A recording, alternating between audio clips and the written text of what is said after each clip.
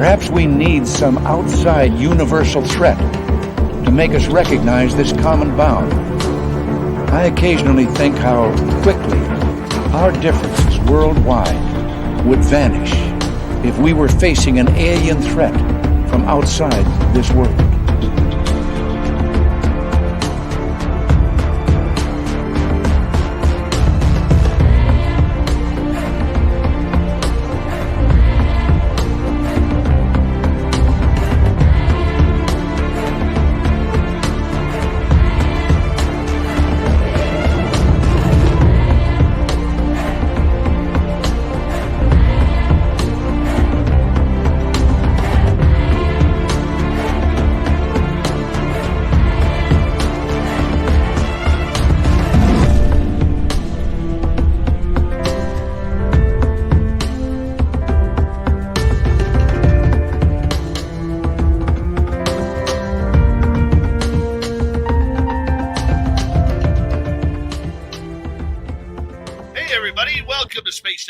Tonight. My name is Dave Scott. Thank you so much for taking the time to join us as we are one day away from the weekend. Yes, we have almost survived another week, and we got a great show for you tonight as the goateed wonder, Steve Stockton, is back with us, and we look forward to having Steve here with us momentarily. Dirty Fylth will be in, drawing some pictures as well. Before we get them in here tonight, let's say hello to everyone in our chat room, shall we? Roy the Boy in the gold medal position. Dogface Simon takes home the silver. The gorgeous Lala Bright with a bronze medal tonight. Hey, Andrew, how you doing, buddy? And there's Awesome Ann Palmer. Reynard the Fox, welcome to SOR Chat. Stunning Jeanette Sanchez is here. She'll be signing autographs after the show. Line up to the left of the studio if you don't mind. To the left of the studio. Fox Mulder, welcome back. Tony Harris, nice to see you. Les Paul Holland, thanks for coming on in. I'll show you a gift he sent me. It is right here on top of the gnome. Right there. Oh, it's gorgeous. Mark Longoria, Jeffrey DeRuin, how you guys doing? Race fan, not in the medal position, but will be signing autographs after the show as well. Line up to the right of the studio. To the right of the studio. Simon Condon, John Swan, Jamie Bailey, welcome to SOR Chat. How you doing? Be More Dan, nice to see you back.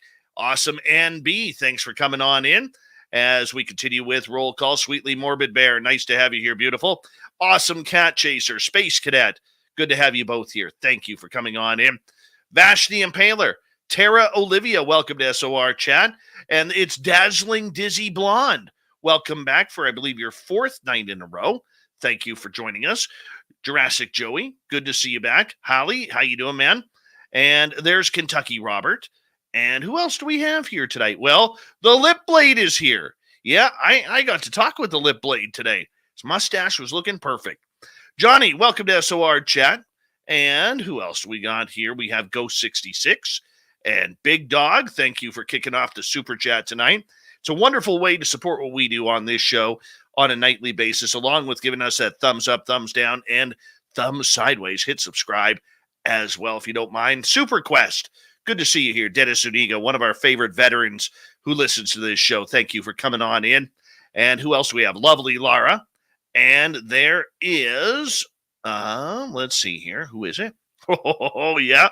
There's Bobbert and Doug Shelby, the Doug Shelby has arrived.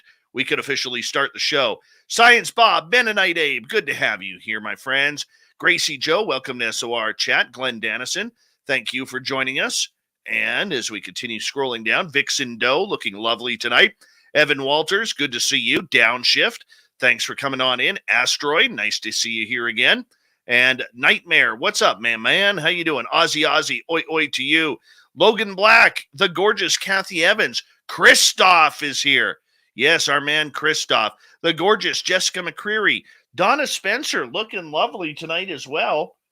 She's got a nice gown on. Yes, she does. And Mr. Catfish, good to see you. Dirty Filth, Noble Patrick. Carfunibre, how you doing, man? Nice to see you. Oob to Joe's Maine. You need new slippers. Courtesy of Lola. Yeah. Jose, nice to have you here. Awesome Annie Svensson, thanks for coming on in. Brown Dwarf, good to see you. Digger Dog, be kind. Thank you for joining us. Sweet Donna C, always a pleasure. Zen 1, Uncle Dale and his Power Stash are here. Remember, if you see Uncle Dale in Austin, Texas, rub his Power Stash for good luck right through the 4th of July. Gorgeous Gloria, Noble Patrick, J.G. Hartwell, Mama Susan, Donnie Cho looking good tonight. And Richard Elmore is here. We need him around here. The lovely Jenny, thank you for coming on in. And who else is here? We're going to run out of time. I could feel it. In the studio, Penman, good to have you here. Scotty Jensen, thanks for joining us. The gorgeous Amy W.C., and thank you, Science Bob, for a wonderful super chat. Very much appreciate that. The gorgeous Jordan Ashley Pettit. Ghost Dragon, hey, it's been a while. How you doing, man? Nice to see you. Thanks for coming on in. Chris Stubb, welcome to SOR Chat. The rest of you, horns up. Let's rock.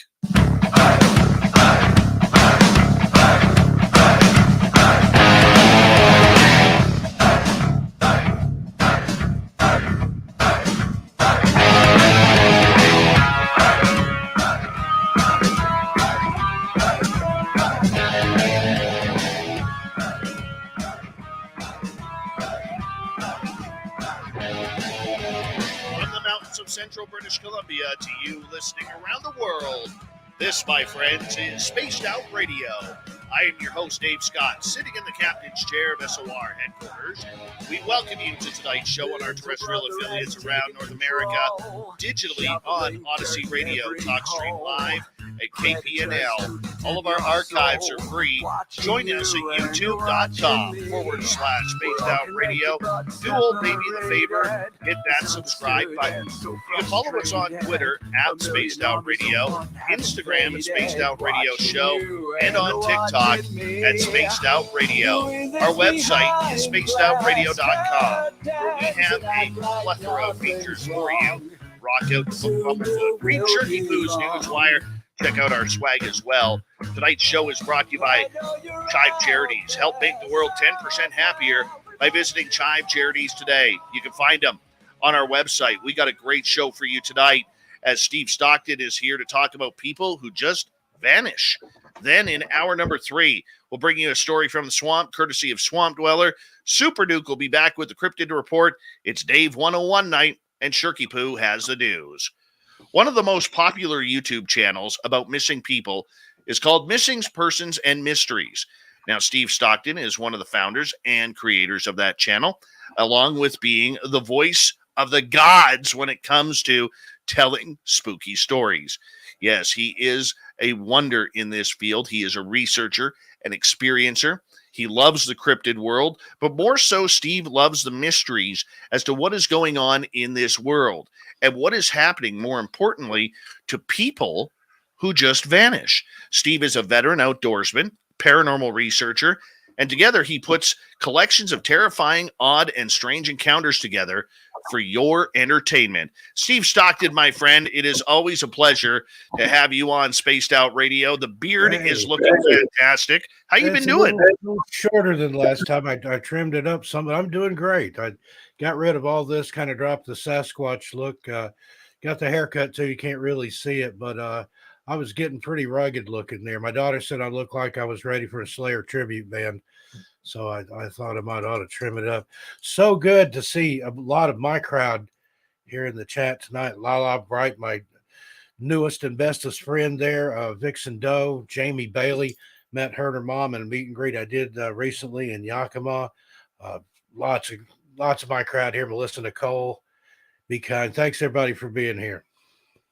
Well, it's always a pleasure because, and I got to thank you, my friend, because, you and I became friends about 4 years ago now. And we had always kind of listened to each other's channel. When finally I was like, hey, man, I got to do a show with this guy. Have to. Yeah. And because people were asking. So I was like, yeah, man, let's do it. And I'll tell you, Steve, you have helped so many channels out there and so many friends out there by promoting what we do, including this show. And I just, on behalf of all our audience and our YouTube followers especially, I want to say a big thank you for everything that you do for helping out not only us, but at many channels out there with that you put your stamp behind, man. Yeah, a lot of times I see talent, I see quality, I see something that I enjoy. I figure my audience will too. So I'm happy to recommend it. Same with authors and things. I'm on Beyond the Fray as my publisher, is Shannon LeGros and her outfit. I've sent probably a half a dozen people over there that got a publishing contract. So if you're writing a book and you don't have a publisher, hit me up. I'll see if I can help you. Perfect. Not a problem. For people who may not be familiar with you outside of your channel, how did you get started in the whole paranormal phenomena? Well, I'd written, well, it actually goes back to childhood. I had some experiences and things, but later in life, I wrote those down, decided to see if I had enough to write a book, because I'd been collecting stories since I was about 13 years old. Had an epiphany at my grandma's funeral that, all the legends, all the stories, all the tales of haints and boogers of Appalachia that she had told me, I thought it dies right there with her. And because nobody's going to retell them. And I decided, I'm not going to let them die. I'm going to be the one to retell the stories. So I started cataloging them and didn't write the book till I was actually probably 40 or so, in my 40s anyway. And just kind of took off from there. And then decided I wanted to narrate. Didn't know I could even do it, but I was into the horror narration community and those people over there. And I thought I'd like to try that. And a lot of people, they'll narrate stuff off of Reddit and things like that. And I didn't want to do that, but I didn't really have the time to write original stories. And I thought, well, duh, I've got 2 or 3 books sitting here that I've written. I'll narrate my own stuff. So I started doing that and started the 13 Past Midnight channel. And Bill, the guy that started Missing Persons and Mysteries, stumbled across some missing persons cases I'd done in the Great Smoky Mountains that were personal to me. And he'd heard that and he left a comment in the video and like, hey, come narrate for me. And I would get that occasionally, and you go over and look and it'd be like somebody with 20 or 30 subscribers. But I went and looked, and at that time, I think he was around 9,000, maybe 10,000.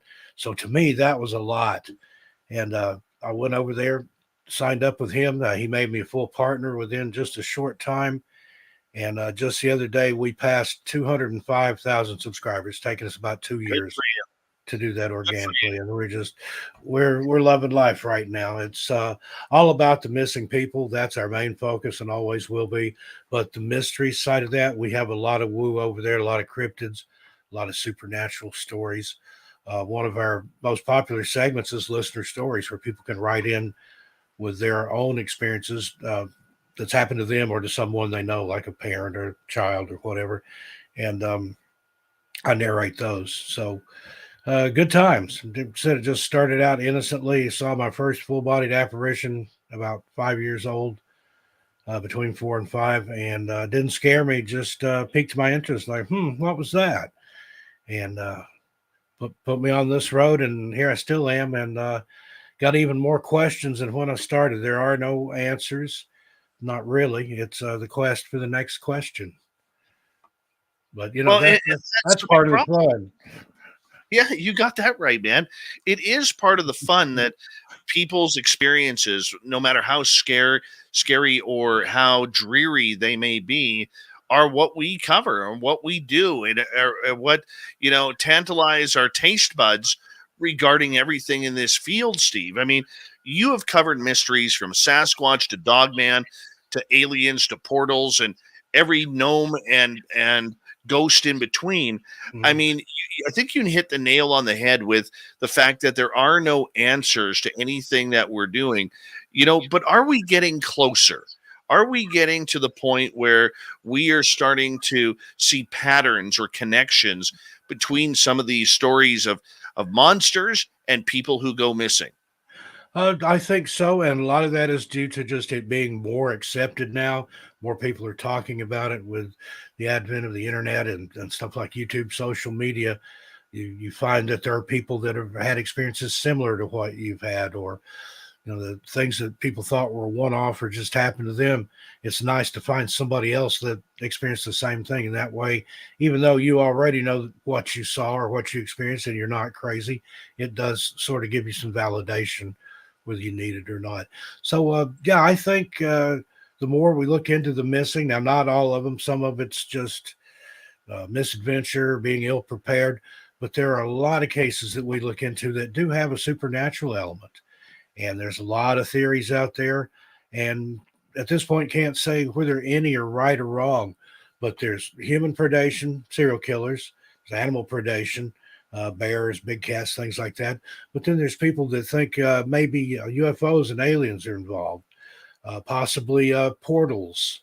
People can walk into a portal and disappear. Some of the accounts that we've covered where somebody was just walking along on the trail, suddenly they weren't on the trail anymore. They didn't know where they were, turned around 180 degrees, no sign of where they'd come from originally. And how'd you like to get lost that way with no clue where you're at or how you got there? There's also the Fae theory that's been expressed recently. Some people think Bigfoot or Dogman or the Glimmer Man or some type of creature like that is responsible for some of these disappearances. I say the best answer that I know is that I don't know. And it could be any or all the above. But some I will rule out, like the animal predation and things like those. You have a lot of people, especially skeptics, that are quick to jump to, oh, it was a bear, it was a mountain lion. But if it were an animal, there'd be signs of a struggle. There'd be blood. There'd be torn clothing. There would be, I mean, a bear's not going to eat your blue jeans or your tennis shoes. There would be stuff left behind. And in a lot of these cases, there's absolutely no trace. The dogs can't pick up a scent. It was like the person just simply vanished into thin air. Well, and that's a big one because, you said something right off the bat that the majority of us do not go out into the wilderness prepared, whether it's for an hour or whether it's for 5 hours. Like I can give you a prime example of this. My buddies and I went to one of our gifting sites this past weekend. And Steve, I got nearly a flat tire. I had a tire that was much low. And I thought I had put my air pump in the back of my Jeep. No, I did not. And here we are, stranded, wondering, do we change the tire? Do we not? And then right behind us, another Jeep comes up and says, hey, you guys okay? I asked him, I said, do you have an air pump? He did. He was fully prepared. But that's how simple things can go wrong, starting with a flat tire, and not knowing your area, not knowing where there's water sources or bringing water or blankets or something along those lines. I mean, for the people who go missing, whether you're in an area where there is animal predation or not, we just are too stupid, and I use that word loosely, to actually think of the consequences before we head out. Yeah, you see a lot of that. The best rule of thumb that I can recommend is even if you're just going for a short day hike, only think you're going to be gone a few hours, prepare like you're going for 2 days. Take some extra food, even if it's freeze-dried food. Take some extra water or some sort of device to clean water with so that you can drink out of a stream or a mud hole if you need to. A space blanket. Pack light, but pack smart. And another thing that I recommend, they've gotten more popular. The prices dropped down a lot. PLB, personal locator beacon. Those are invaluable. Rarely do you hear of somebody who went missing that had a personal locator beacon with them. And what that does, once you trip that, it sends a signal up to the satellite that sends your coordinates to the search and rescue teams in the area, the agency. 100%. Good advice. Very good advice. So, Steve, out of all the cases that you have covered, which are the ones that kind of make you scratch your head the most? Well, the number one is the Dennis Martin case out of the Great Smoky Mountains. Went missing on Father's Day, 1969. He's up in an area above Cades Cove called Spence Field with his father, grandfather, and brother, kind of a boys' day out for Father's Day. And he was playing hide and seek with some other kids that they met up there. His father watched him go behind some bushes or possibly into some bushes and never came back out. When the other kids came around, and his dad's like, well, where's Dennis? And they're like, we haven't seen him since we were playing the game. The dad goes directly to where he saw him last, walks all the way around it, walks into the clump of brush there. There's no Dennis. And that's when he realized he was missing. He took off in a run down the Appalachian Trail, which passes near that area, and sent his father down to the ranger station. And just within a short time, that was the biggest search and rescue ever in the Smokies at that time. And one of the reasons that sticks with me so well, I was 5 going on 6. Dennis was 6 going on 7. We're from the same town, Knoxville, Tennessee. He lived on the other side of town. And in my little 5-year-old mind, almost 6, that was the first time I really got my head around, hey, bad things can happen to kids. You can go missing and never show back up. But I kept pulling for him. Back then, Knoxville had 2 newspapers, the morning paper, the Knoxville Journal, the evening paper was the Knoxville News Sentinel. We got both every single day since that disappearance. I would go through those and look for news of Dennis. And there was a lot of ink, a lot of press coverage at first. And I thought every day, today's the day they'll find him. Today's the day they'll find him. And they never did. And somewhere I've still got a couple of scrapbooks. I think my sister-in-law has them, full of clippings that I clipped out. And in my little mind, again, I wasn't quite 6 years old. I thought, well, we live close to the Smokies, an hour away. Of course, that was an hour by car. And I thought, well, what if he wandered down this way? And he's scared and hungry. So we lived on a 25-acre farm out in rural East Tennessee. I left some snacks for him out in the woods and got out on the country road that we lived on and looked for him on my Schwinn Stingray. But just, again, one of those things. And he was wearing a red shirt, a red jacket. You would think he'd be easy to find, but no sign of him. And there's been a lot of theories, a lot of conjecture on that one. There was Green Berets that came in and helped search. The Green Berets don't normally look for missing kids. The official story is they were on maneuvers in the area and decided to lend a hand. But some of the theories claim that they were there for another reason, that they were in there to fight whatever it was that took him. There's a guy here on YouTube. I don't know his name. He just goes by South Force 10. He claims that it's some sort of Sasquatch hybrid feral human cannibalistic type creature that took Dennis, and that the government knows about them. That's one of the reasons that's where the national park is where it is, that it's sort of a containment thing. And he claims that his relatives from that area, he lives just in the shadow of the Smokies there, that his relatives helped hunt these beasts back in the 1930s before the park was established. So who knows? It's fascinating to think of, even if it was just a normal disappearance, if there is any such thing, if it was an abduction or something like that, whoever did it, to whatever did it, took him with 100% efficiency to leave absolutely no trace, no forensic evidence, nothing. There are not very many creatures in this world that can do that. Humans are messy. Mm-hmm. Humans are messy.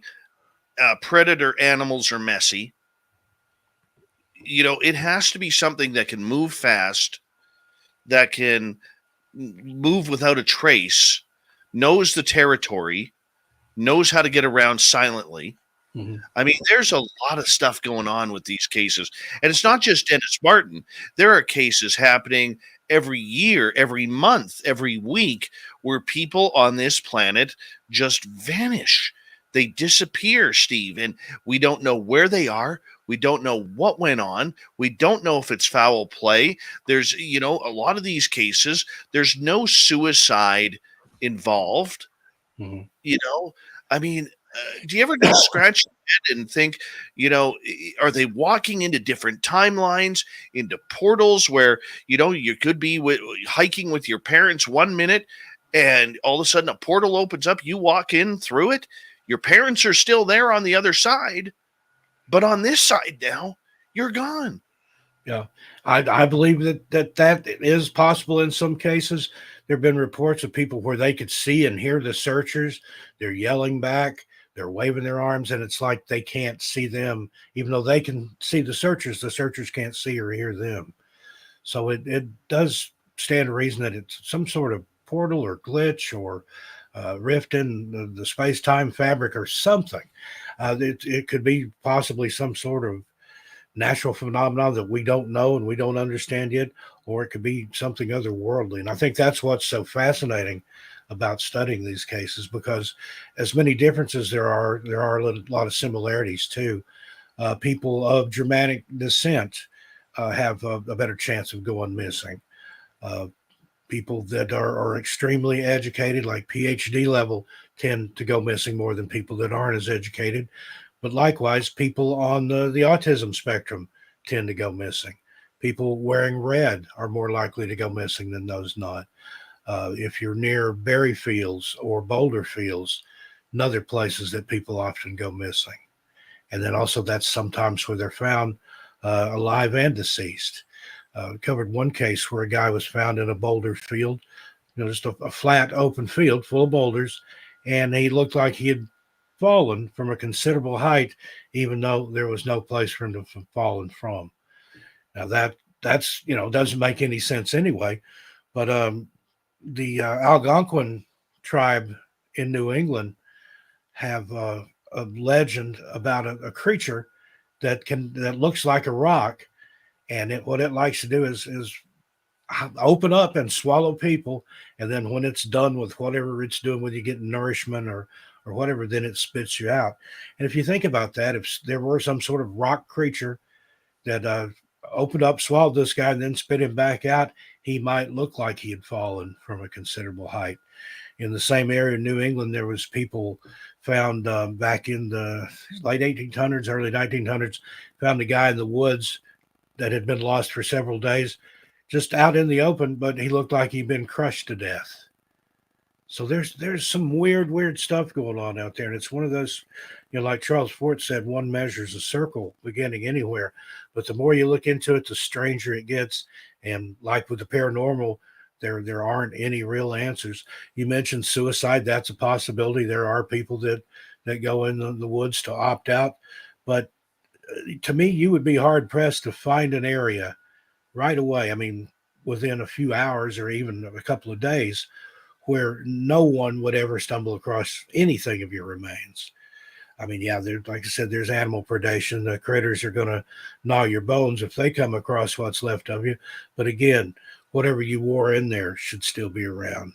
There's certain things, parts that animals won't eat. And even cases like that where they have found remains and bones and things, it'll sometimes be in a strange situation. One case we covered where a guy had gone missing. They found his pants on a log, still had the leg bones in the pants. Foot bones were in the socks, which are just sticking out of the end of the pants.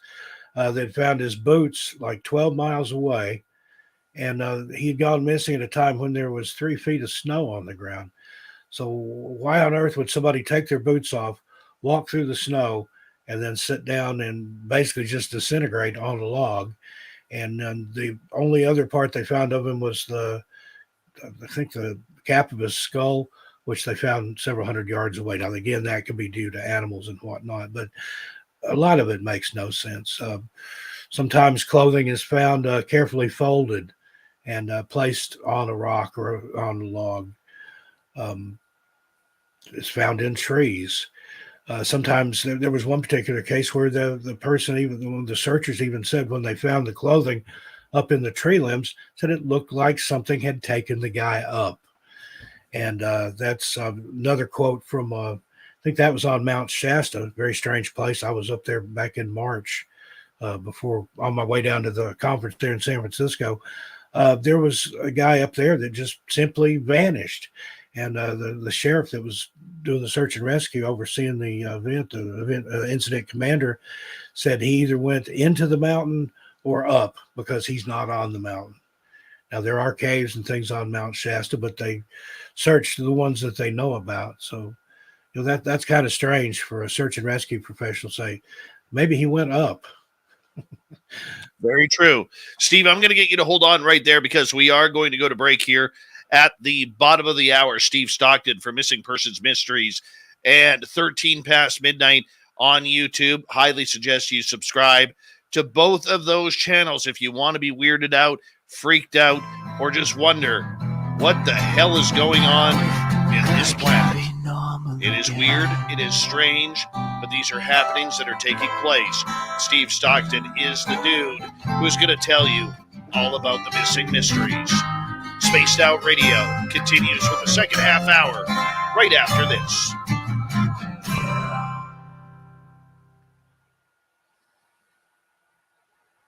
All right, we're clear.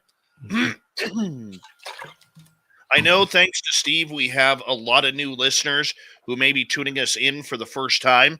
We are a live radio show, and YouTube, you kind of get the behind the scenes work of everything. So you still are going to hear us, but on the radio side, we are on commercial break. This isn't an ordinary podcast sort of thing. So we just want to let you know, wondering why we're going to a commercial break and why isn't the interview continuing? Well, I'll be right back. Not a problem, Steve. And let's see what Dirty Fylth is working on here for us tonight. Let's take a little peek here. Oh, he's drawing some blue sky that looks like maybe a bird or a sun. What's he doing here? No, that's a sun. That's definitely a sun.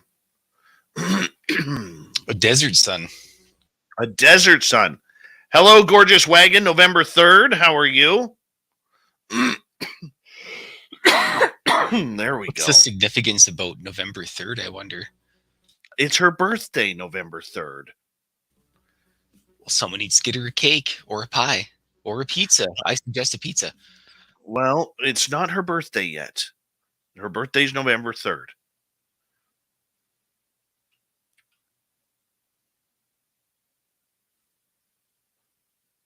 Gordium, how you doing, man?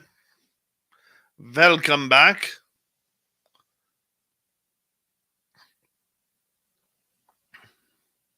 That is a nice yellow paint. I noticed that you cut open your This is a liquid watercolor. yes. But, I open the lid, I let it dry out, then I can cut it open and I can use it whenever I want. Instead of, I got these gloopy globs on here. Mm-hmm. That's wet watercolor that I let dry as well. It's just easier to open up the thing. It doesn't go anywhere. It's not like acrylic where it dries out, you're doomed forever and you can never use it. Just add water. Gotcha. Hi, stunning Stacy Tillman Mask. D. Cohen, thank you for joining us.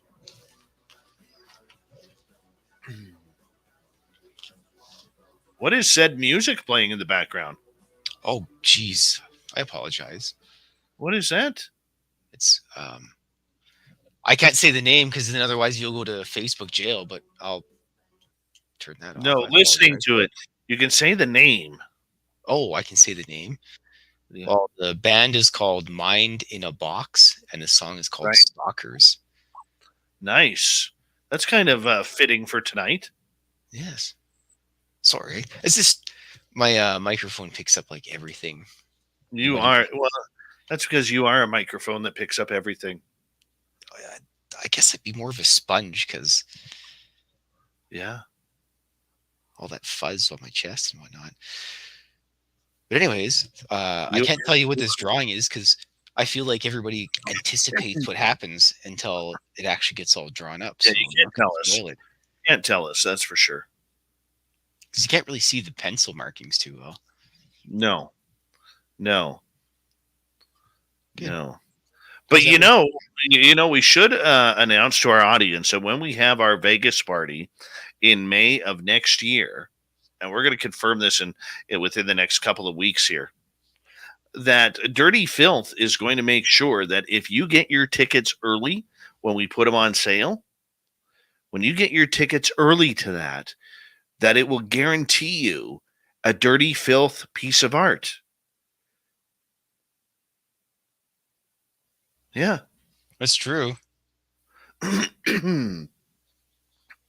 Yeah.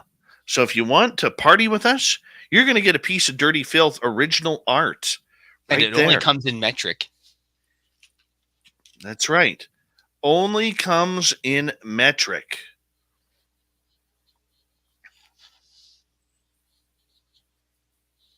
Matthew Kennedy, how you doing, man? Christine wants to see a hairy chest touch.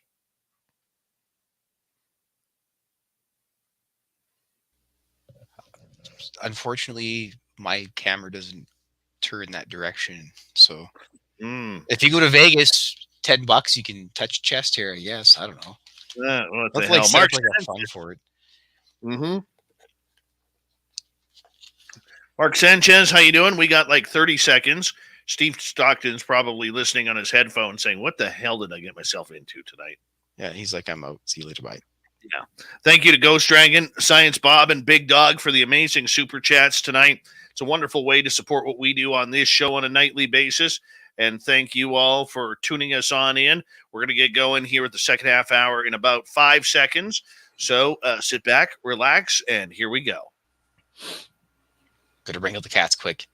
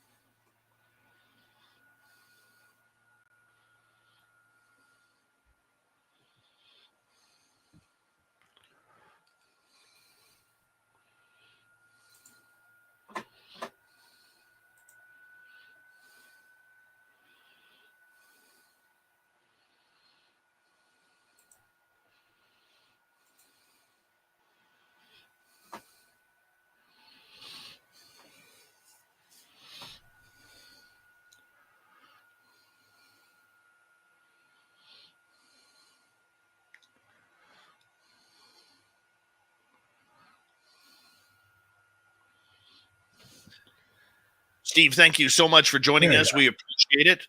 Thank you very much for taking the time, man. I don't know how my microphone got on mute there. It was alien. I did not mute my mic. Weird. In the studio there. Very weird. It's a pleasure to be here, Dave. I'm not sure how many times this makes that I've been on here. Several. Anyway, always a pleasure to be here and to be back. You have a great audience. I watch you just about every night, although a lot of times I'm just lurking, listening in the background while I'm I know you are doing something else. But occasionally I'll say hi. I always give it a thumbs up, though, and encourage all my people, subscribe and like. Help Dave out here. He's got a great show, got a great theme going on here.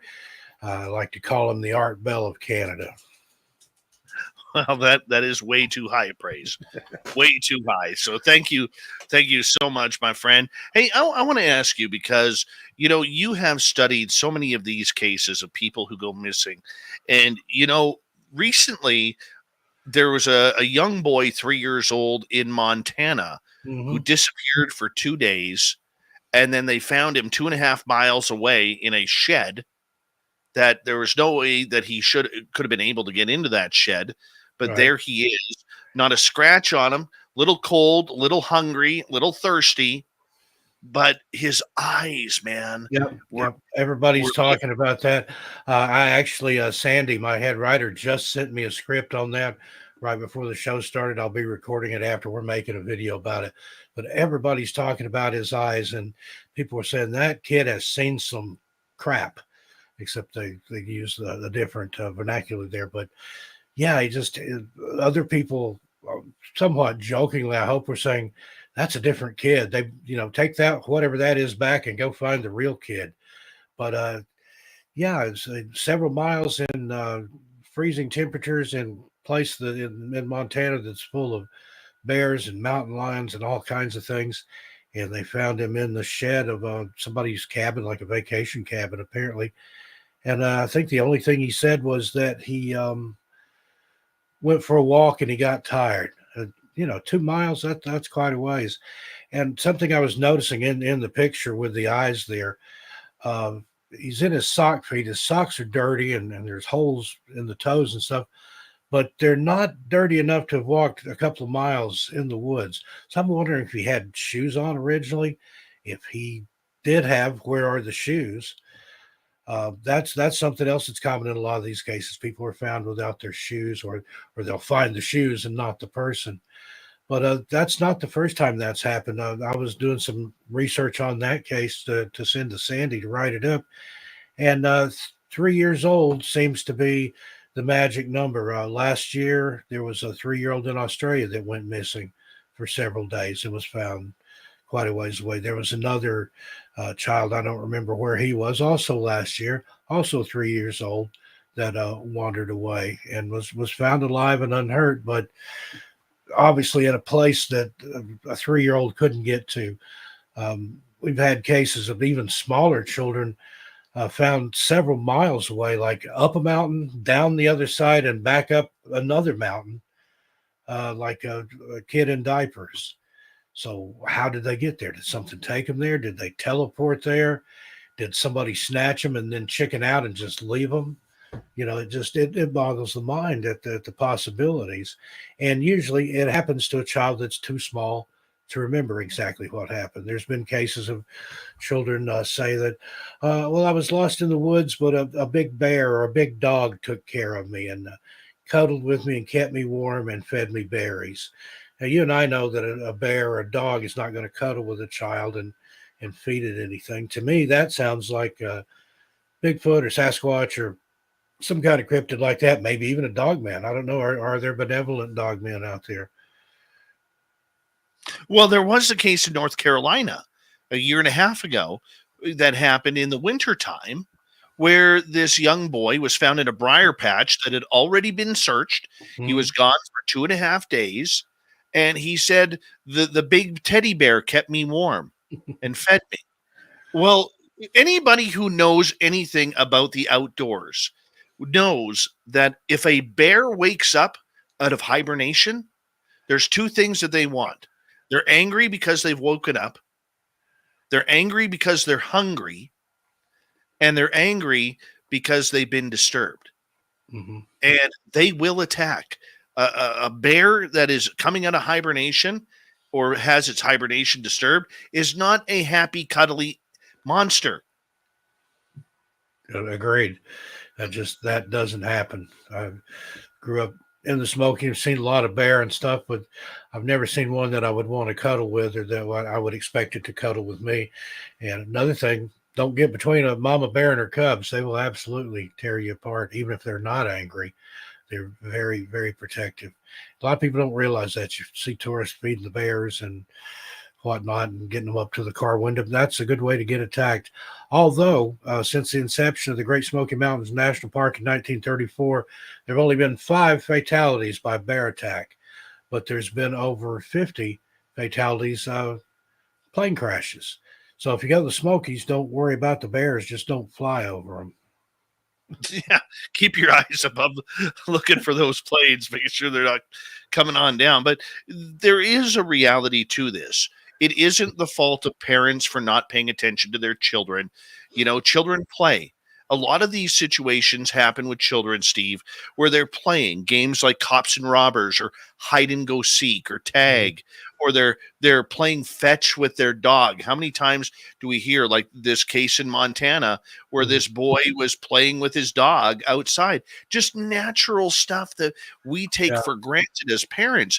But I want to ask you, in regards to the situations, a lot of these places where kids are taken from their yard, they're in rural areas. There are forests nearby. How do we protect our children in these type of areas when we don't know what's lurking and what's watching them? Yeah, and as sad as it sounds, you have to keep an eye on them every minute. And people like me, I grew up out in the country. Like I said, we had 25 acres. We had a lot of old growth timber. Only 5 of that was cleared off. I played in the woods. I was out of sight, and then sometimes I'd wander off other places. Tennessee Valley Authority had an easement there where they had backed up the Clinch River and made Melton Hill Lake.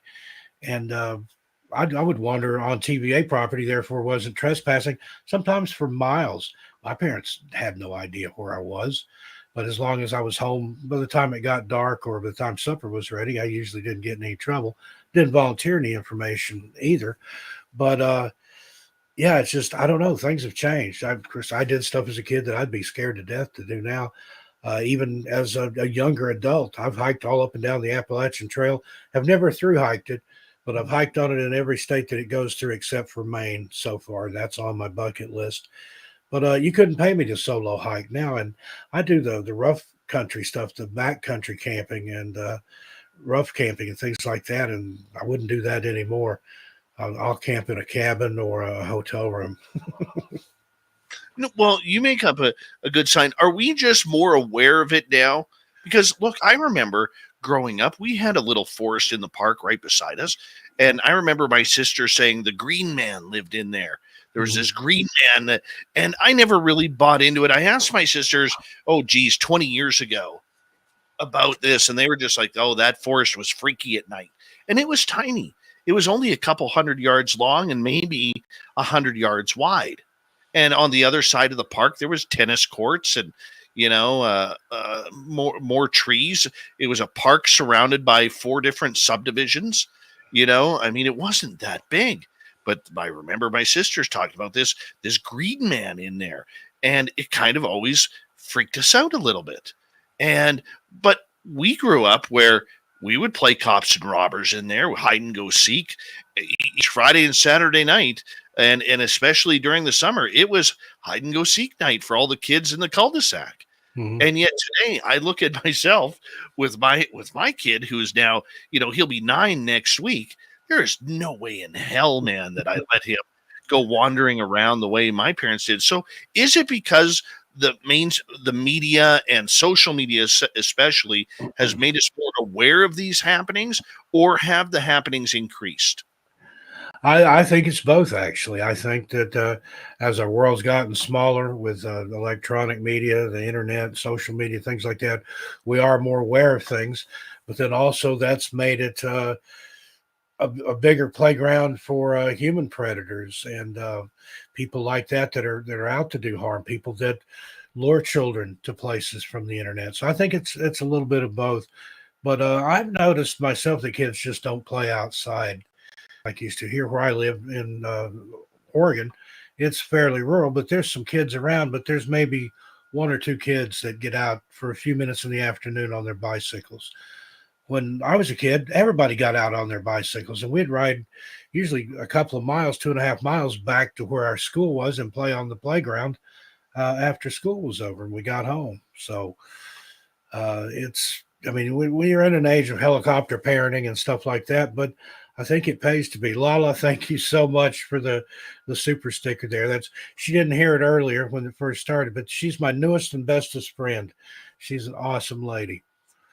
Oh, she's amazing. She's amazing. Anybody, honestly, if you're looking for a reading from an incredible intuitive, Lala Bright is the one to do that. Yes, sir. I am just stunned by what she's been able to read off me. Stunned. It just weirds me out. Yeah. Nobody should know that stuff, but she's does. Giving me a reading this weekend. I can't wait. Oh, be prepared, Steve. Be prepared. That's all I'm going to say. She actually is the one who brought out the fact that the late Butch Witkowski, who was a staple on this show for a number of years before he passed away earlier this January, that he actually hangs out in the studio here. Wouldn't surprise me a bit. Yeah. Butch was something else, and he's sort of rest in peace, Butch, wherever you are. Absolutely. Rest in peace. But let's get back to this whole missing children thing. Everybody wants to blame, anything that, the conspiracies. I'm not going to get into them because we get flagged for things like that in talking about those subjects. But how much of this is monsters, portals, these vanishing where the kids vanish, or even not just kids, but people in general. Let me expand it. People in general who vanish and then come back, Steve. What are those people saying when they come back? Are they having a memory of everything that has happened, or do they have a loss of memory? What's going on? Well, that's the thing. Like I said, a lot of the ones that do survive and do come back are kids, usually too young to remember, or they tell some fanciful tale about a teddy bear or a dog or something. And a lot of the adults that do survive, they either have no memory of what happened to them or very scant memories, or they don't want to talk about it. They saw something that was unnerving to the point that they don't want to discuss it. And that was what I spoke on in San Francisco at the UFO conference, how there are people that have gone missing and came back, and the ones that do remember and will talk about it, it sounds very similar to what people recall, say, under hypnosis or hypnotic regression about an alien abduction, where they were in a different place. There was different people there with them. Sometimes even the beings that they describe sound like alien grays. Bill Melder, the other half of the channel, he went missing for 5 days in Joshua Tree National Park in California, almost died. At night, he was visited by what he calls shadow people, but when he was describing it to me and telling me the story, it's in our second book of National Park Mysteries and Disappearances, sounded to me like alien grays. The big head, the spindly limbs and small trunk. But he said they would come up to him at night and like bend down and peer at him, and when he would look up at them, they would scatter away like roach bugs. But these were humanoid figures, like 4 feet tall or so. So what is that? I mean, Joshua Tree's a weird place. If you've ever been there, it's definitely a power spot. One of the guys from the rock band The Eagles said Joshua Tree's everybody's power spot, man. But it's a strange place. There's some weird energies there. Same with Mount Shasta, all the stuff that's gone on there, UFOs, Bigfoot, Lemurians, Ascended Masters, goes on and on and on. It's almost like the ley line type thing like you have in the UK. You can connect these places on a map and kind of see maybe some sort of geomagnetic anomaly that goes there that lends to this. Also, as Dave Politis points out, if you take the clusters of the missing, where there's the most missing people, and overlay that with a map of the United States cave systems, it matches up. The east and west coast, where there's a lot of caves, particularly in the east, the Appalachians, a lot of cave systems under there. The Mammoth Cave system in Kentucky is one of the biggest. People missing from that area. Same thing, middle of the country, not that many people missing, not that many caves. So is it something underground? Is it some weird natural thing that we just don't know anything about? Has to do with frequencies. That's another theory that's been put out there, is that something can happen to cause you to vibrate at a different frequency where people can't see you or can't hear you. And then you're in a different place. I don't know if I buy into that or not, but it makes just as much sense as anything else.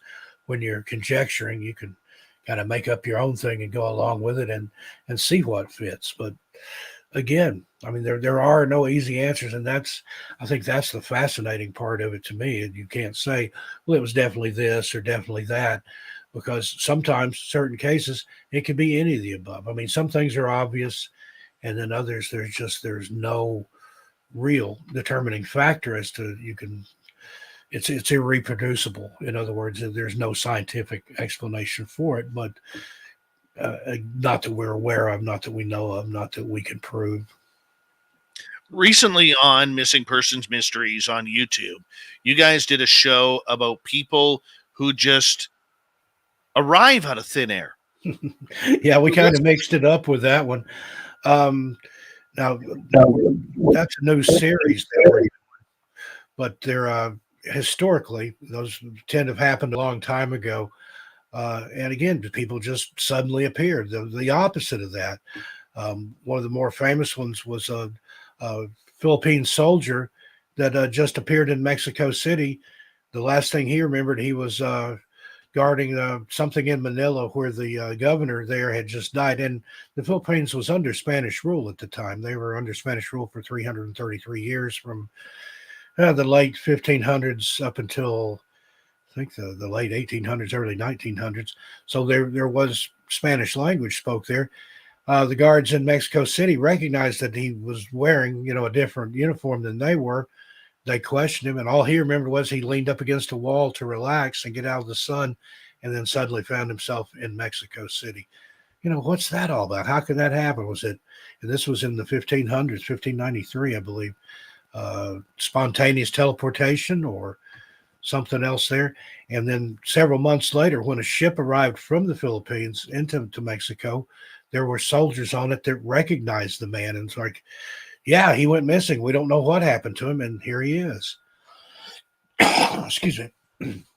And now some of those, when we point this out in the video, some of those may be fictional tales.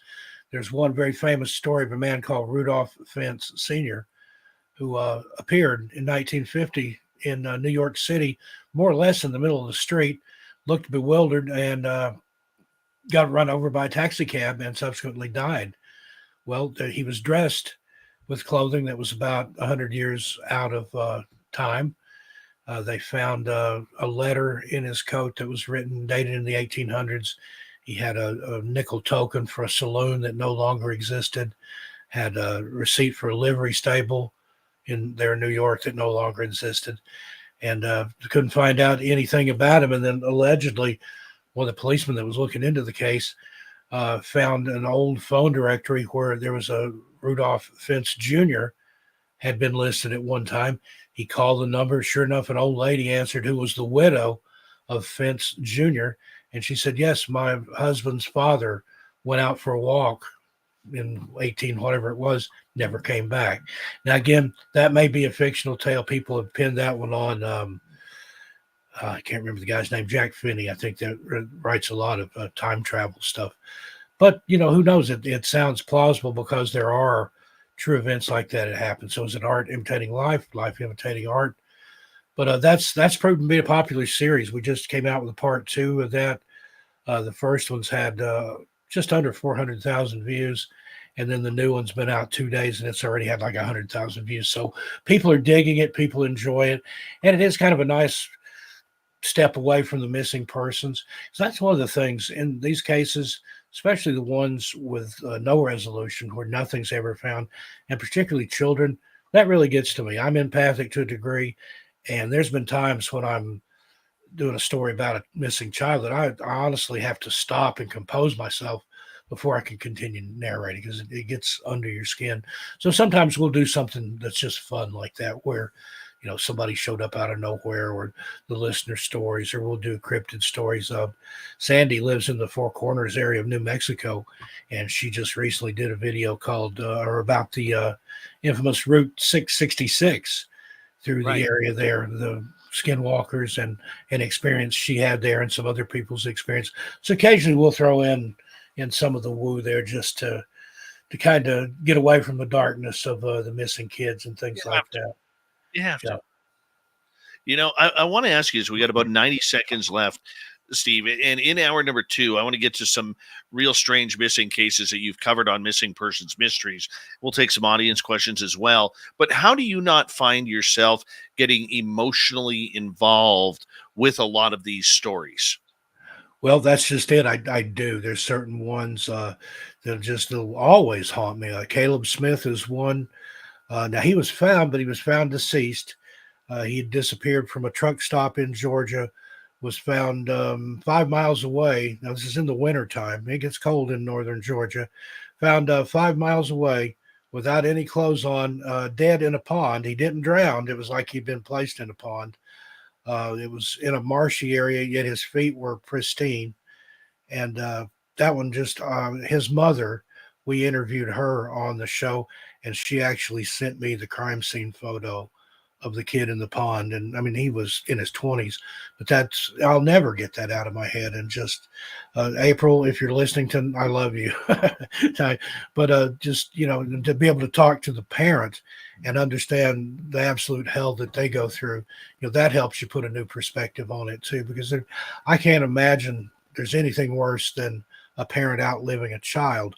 But for that child to disappear and either be found deceased, or even worse, to not be found at all, to not have any closure, to not know if they're living or dead. We talked about Dennis Martin's father. They would interview him on the news every year on the anniversary of the disappearance. And he would say, one day I hope to hear a knock at the door, and there'll be a handsome young man there. And I said, can I help you? And he'll say, Dad, it's me. It's Dennis. I've come home. Dennis has been missing 52 years, I think now. Never happened. His father passed away on Halloween a few years ago. No closure whatsoever. That's so sad. I hear you. We have the same thing up here with case with Michael Dunahee on Vancouver Island. Disappeared as a 5-year-old at a park just outside of Victoria. Steve Stockton is here from Missing Persons Mysteries. More mysteries we're going to cover in hour number 2 with Steve. We'll take some of your questions as well if you're in one of our chat rooms. Spaced Out Radio. continues right after this.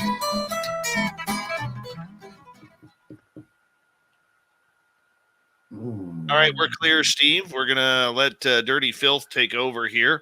Okay, I'm going to step away for just a moment. How long's the break? We got about 6 minutes, dude. Okay. 6 minutes. I'll be right back. Dirty Fylth, you got the way, man. It's all yours. This is so much better than your chair, Dave. I can tell you that much. Yes, it is.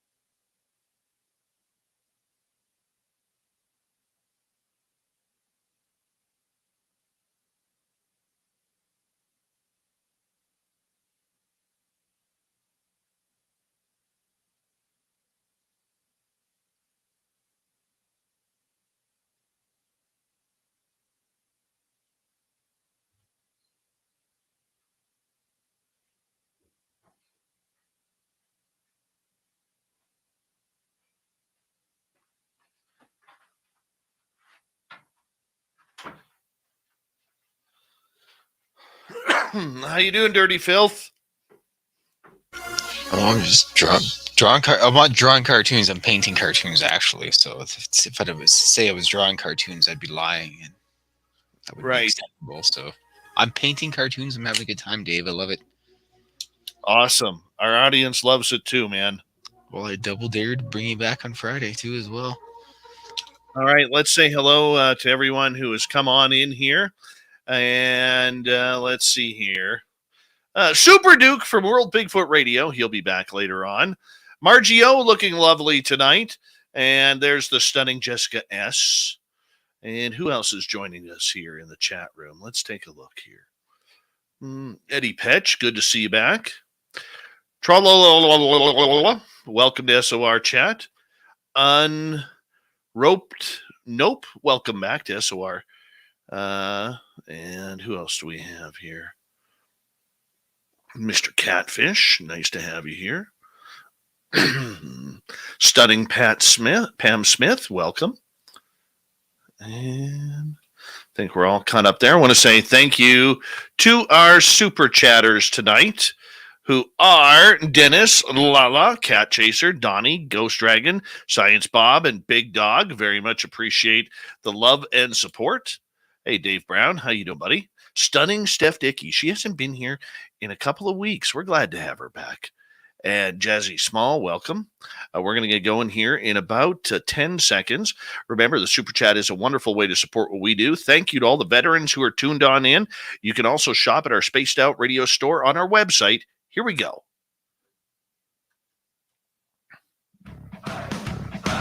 You're listening to Spaced Out Radio with Dave Scott. Follow Dave on Twitter at Spaced Out Radio and on Facebook, Spaced Out Radio Show. Hour number 2 of Spaced Out Radio is now underway. My name is Dave Scott. Thank you so much for taking the time to join us. We really do appreciate earning your listening ears wherever you are on this beautiful planet we call Earth. Hello to everyone listening in on our terrestrial affiliates around North America and digitally on Odyssey Radio, TalkStream Live, and KPNL. All of our archives are free. Join us at youtube.com/Spaced Out Radio. Do old Davey the favor, hit that subscribe button. The Desert Clam has set the password for tonight in the SOR Space Travelers Club. Yale. Yale is your password. Use it wisely, Space Travelers, as the Clam sets the password each and every night right here on Spaced Out Radio. Our website is spacedoutradio.com, where we have a plethora of features for you, including rocking out to Bumblefoot, reading Shirky Poo's Newswire. Check out our swag as well. Follow us on Twitter at Spaced Out Radio, Instagram at Spaced Out Radio Show, and on TikTok at Spaced Out Radio. We continue on tonight with Steve Stockton from Missing Persons Mysteries on YouTube. Over 205,000 subscribers to this wonderful channel where they tell the mysteries of people who vanish, who reappear, who disappear for good. And if you want to get freaked out and hear some true stories, this is the channel to subscribe to. Steve, welcome back. Thanks, Dave. Out of all the mysteries that you have seen, there are a few that will probably stick out with you, like the Dennis Martin case or other cases along those lines. And we always tend to have a bigger heart when it's children or children with autism or some sort of handicap when that happens. But every now and again, Steve, there are people who just vanish. Guys going out to a pub or ladies going out to a lounge for a drink, and one of them says, hey, I'm just going to go to the bathroom, never to be seen again. They're not caught on camera. Nothing happens. What is going on here with people who just vanish in the middle of a town or city? Well, no, there's a lot of theories on that too. We've got a video we did. It's about a 45-minute documentary called The Smiley Face Killer Theory. And that puts forth I can't remember. There were two men that wrote about that. Ted Gunderson, ex-FBI agent, was one of them. They claim that it's some sort of group of serial killers that are coordinated in their efforts, that go out and take these people and then dispose of them. Like you were talking about, the guy seen on surveillance camera going into a pub. There's never any footage of him coming out. Where did he go? Well, maybe they'll find him a couple of weeks later, usually in a body of water that's nearby to where he disappeared, but not from drowning. And maybe he's missing 2 weeks, but he's only been in the water a couple of days. Or was he those other 12 days? That's, I mean, again, it's just a theory, and it's pretty far-fetched. I mean, some of it, You really have to reach and suspend disbelief, but you can kind of see it happening. Another place that happens, Manchester in the UK. There's canals there in the city. They have what they locally call the pusher, where they find people in the canals and they claim that somebody's pushing them in the canal. But if you've ever been to the UK, there's more CCTV there than there is in Las Vegas. There's more cameras in England than there are any place that I've ever been. So how could you not have footage if it's somebody just going around for fun, pushing people into the water? I mean, demented fun, obviously, but again, there are no easy answers, and it's common, both male and female. There's a particular male subset there, tend to be in their 20s, tend to be college students. It happens in a bar on or near campus, close to a body of water. But it's all over the country. It's just not in one particular area. And now there are women that go missing under the same circumstances. We covered a young girl that went missing from can't remember the city in South Carolina.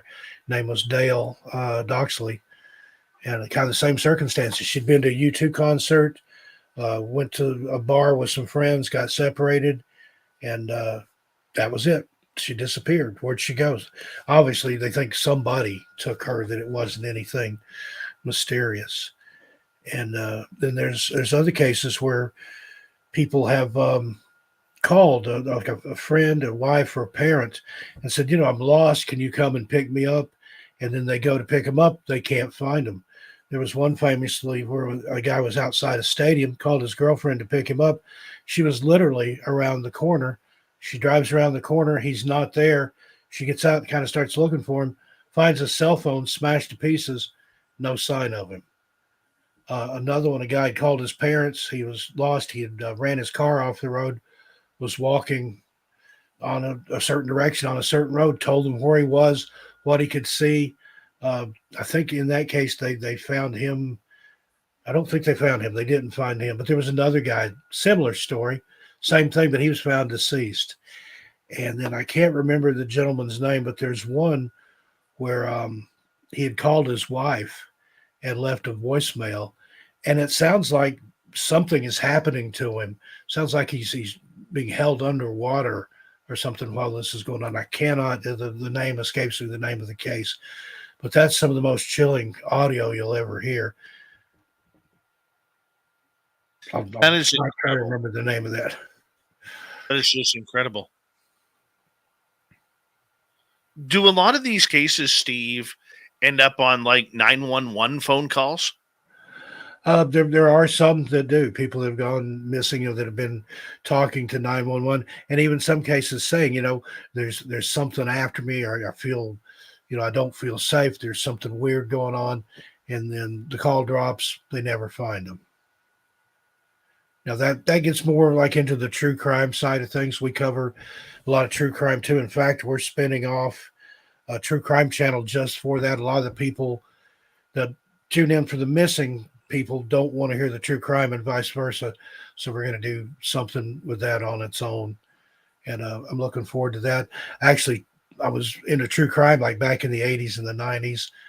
Studied a lot of those cases. I wrote for some of those lurid detective magazines like you used to see in the drugstores.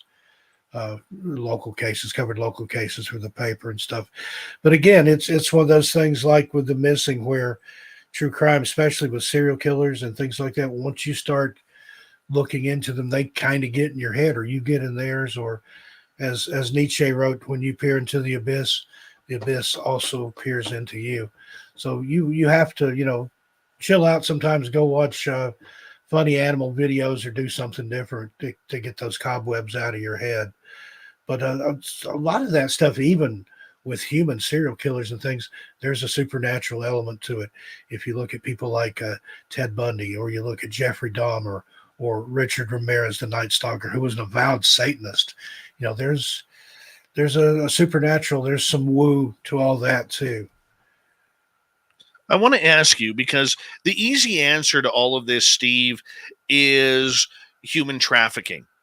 And that is a very touchy subject at most of the times that many of us do not want to talk about or even think about, whether it's children, women, or humans in general. And unfortunately, there is still a pattern of this going on this planet.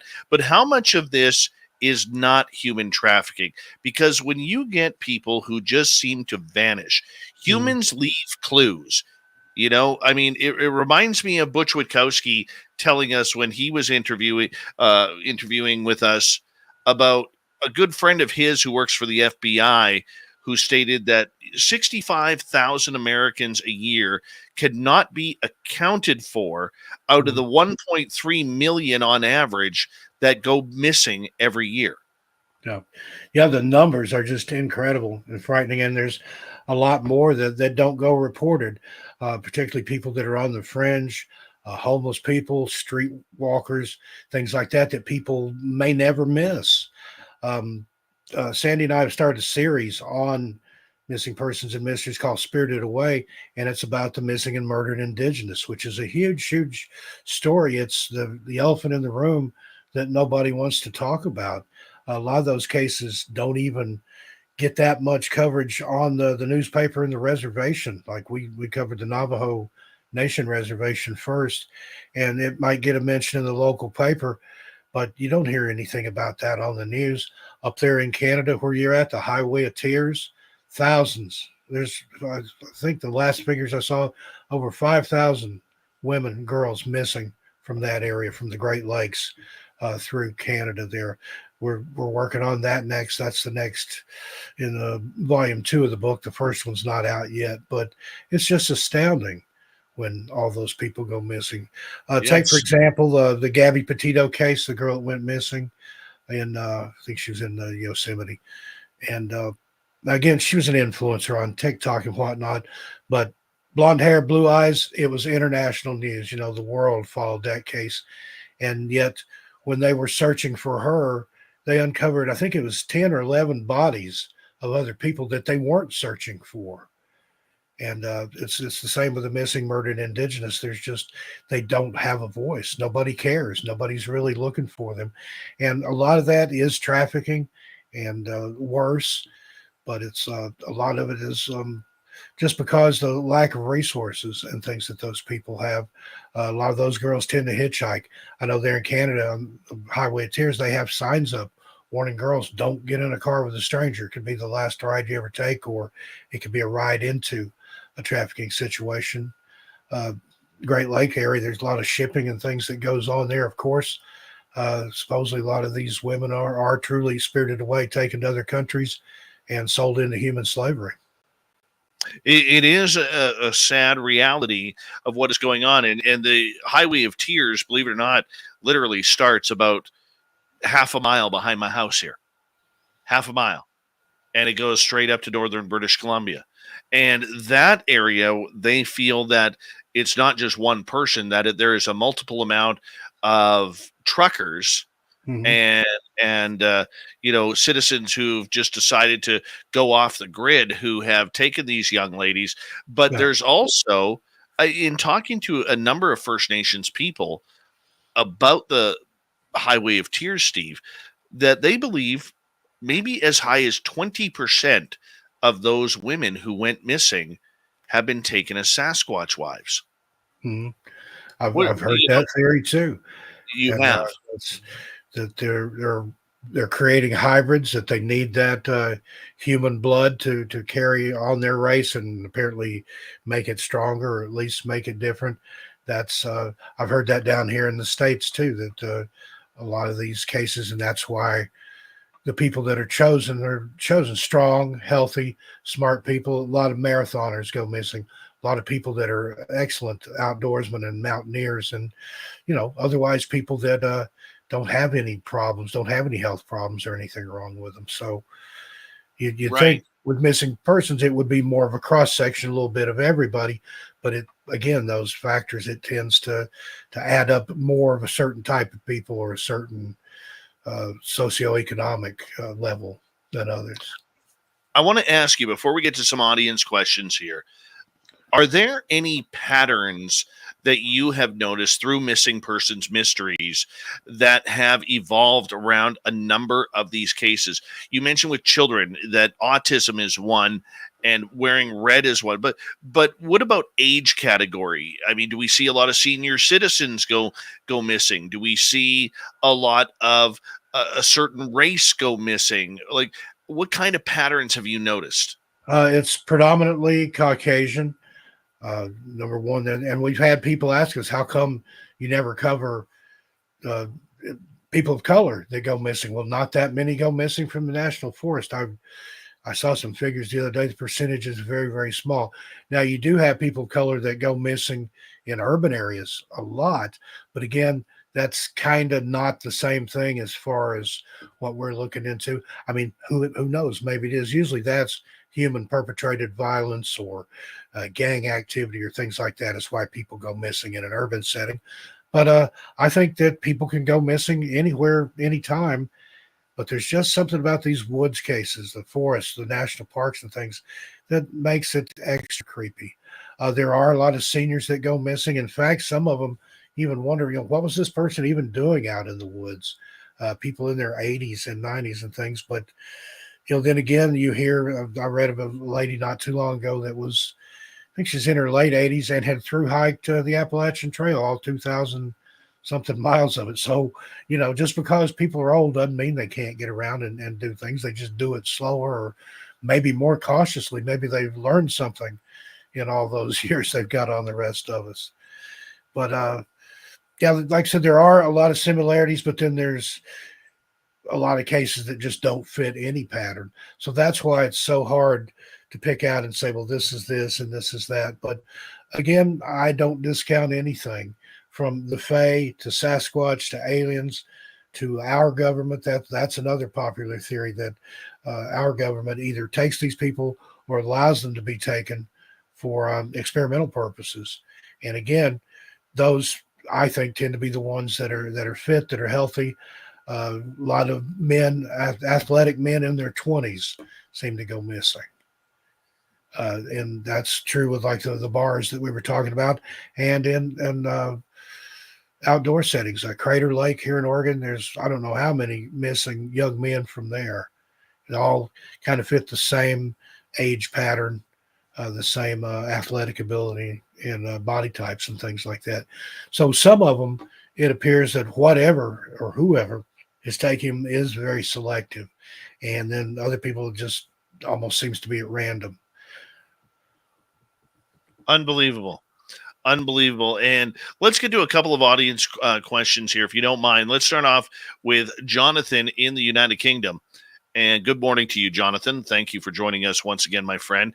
He's very connected in the UFO and experiential world. Great guy of knowledge.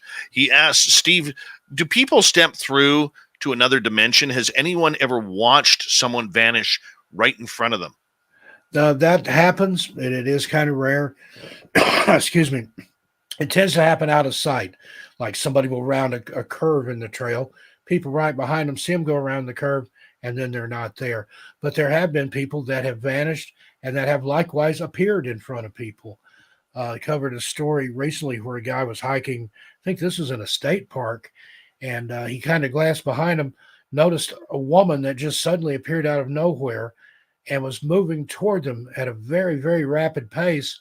But her walking was at a much slower rate. He said it was like somebody on one of those people movers at the airport where the ground was moving her along, but she was just barely walking. And suddenly she was right up on him. He turned around and looked at her, and it almost sounded like some of the old Men in Black encounters. She was impeccably dressed. He said that I think the jacket she had on was red, and said it's like it didn't even have any shading. It was like it was artificial. And she spoke in odd metered sentences. And then he turned around after he'd kind of said, what are you doing coming up on us like that? Said something to his girlfriend, turned back in time to just see the lady just gone. So, what on earth was that? It's like sometimes whatever it is out there that's planning to take us or maybe doing a reconnaissance mission, gets caught. Also, it reminds me of the famous story on Mount Shasta about Robot Granny. Everybody loves that one. The little boy went missing. He was only gone for a few hours, but they found him sitting alongside the trail in a place they'd already searched, and glad to have him back and everything. Well, a few weeks later, he's talking to his grandma, and he said, it's his maternal grandma. He says, I don't like the other grandma. She thought he meant his maternal grandmother. And she said, oh, what did grandma so-and-so do? And he said, no, not that grandma, the one that looks like you, but that's not you. That's the robot. And she's like, what on earth are you talking about? And he said, well, do you remember when we were in the woods and I was gone and you couldn't find me? He's like, well, I thought I saw you. I went up to you. You took me to a cave. And inside this cave, he talked about seeing backpacks and weapons and things like that with dust and cobwebs on them, and even sort of hinted at people that were in a suspended state of animation. And then he figured out that this wasn't his grandma at all, but a robot replica of her. And she tried to get him to defecate on a piece of paper. He wouldn't do it. She got angry at him and said, well, you're not cooperating. I'm just going to take you back, put you on the trail. Stay here. Somebody will find you. So the woman's just blown away. This kid's like only 3 or 4 years old, and didn't have the real capability of making up such a wild tale. She called her son and said, where's your kid getting all this? And the son said, yeah, he was telling me that same story too. But then she thought back. She had been camping in the same area on Mount Shasta several months prior, heard a noise outside the tent. The only thing she remembered when she looked out was seeing red eyes in the distance. Next thing she knows, it's daylight. She wakes up on her face in the dirt outside the tent, and later found that she had a puncture wound in the back of her neck. So did something attack her, take spinal fluid or something out of her, and create this clone that the little boy saw in the cave on Mount Shasta? Just, again, it boggles the mind. I spent some time up on Mount Shasta on the way to the UFO conference there in San Francisco. Spent a couple of days in Shasta, and there's some weird energy up there. Going back later in the fall, really looking forward to it. And I would notice, we stayed in a cabin there. The whole place was isolated. It was the off season. Hardly saw anybody at all around where we were. But I'd go out to smoke, and I'd feel like I was being watched. And I'd turn around, and here's this mountain looming up behind me. Again, when you peer into the abyss, that mountain was watching me, David. It had its eyes on me. And I know some people that live in the area, and they said, yeah, it does that. It'll give you that feeling like you're being watched. Now, the only thing I saw up there, other than some bear tracks around the cabin in the light snow there, was there were some flashes of light up on the mountain. It looked similar to lightning, but there was no clouds or anything. It was on the mountain. So don't know what that was all about. But again, it's one of those infamous, fabled places as far as UFOs. And two of the most incredible Bigfoot stories I've ever heard came from Mount Shasta. A woman was camping up there in the early 1960s and saw a female Bigfoot giving birth on a slope there in Mount Shasta. Well, then about a year later, another woman had no relation, didn't know this lady. She observed a female Sasquatch breastfeeding a baby on the same area as Shasta. So that kind of makes sense. Those two stories fit. The lady saw her giving birth. The next year, another lady saw her breastfeeding the infant. So, and there's a lot of people go missing up there, whether the UFOs get them or Sasquatch takes them for breeding purposes or food or what have you. Just anywhere you go in the outdoors, be careful. Be aware of your surroundings. Look up. You'd be surprised how many people don't look up. That's something I always do. Now, don't look up all the time or you'll step on a snake or fall in a hole or walk off a bluff. But I've actually tested that theory. I went hiking with some friends one time. I went ahead of them, climbed a tree, and watched them walk past. And they never saw me. Nobody ever looked up. Then after they all passed, I climbed down, caught up with them, and they're like, where'd you go? You were ahead of us. So be aware of your surroundings. Be prepared. Be careful out there. Watch your six, as they say. Good advice, Steve. And we got Steve Stockton for another half hour here on Spaced Out Radio for Missing Persons Mysteries on YouTube channel with over 205,000 subscribers. People wanting to know these true stories of people who just vanish and disappear never to be seen again or found, and really have no clue where they went. It's all on YouTube, as well as Steve's other channel, 13 Past Midnight. Spaced Out Radio continues right after this.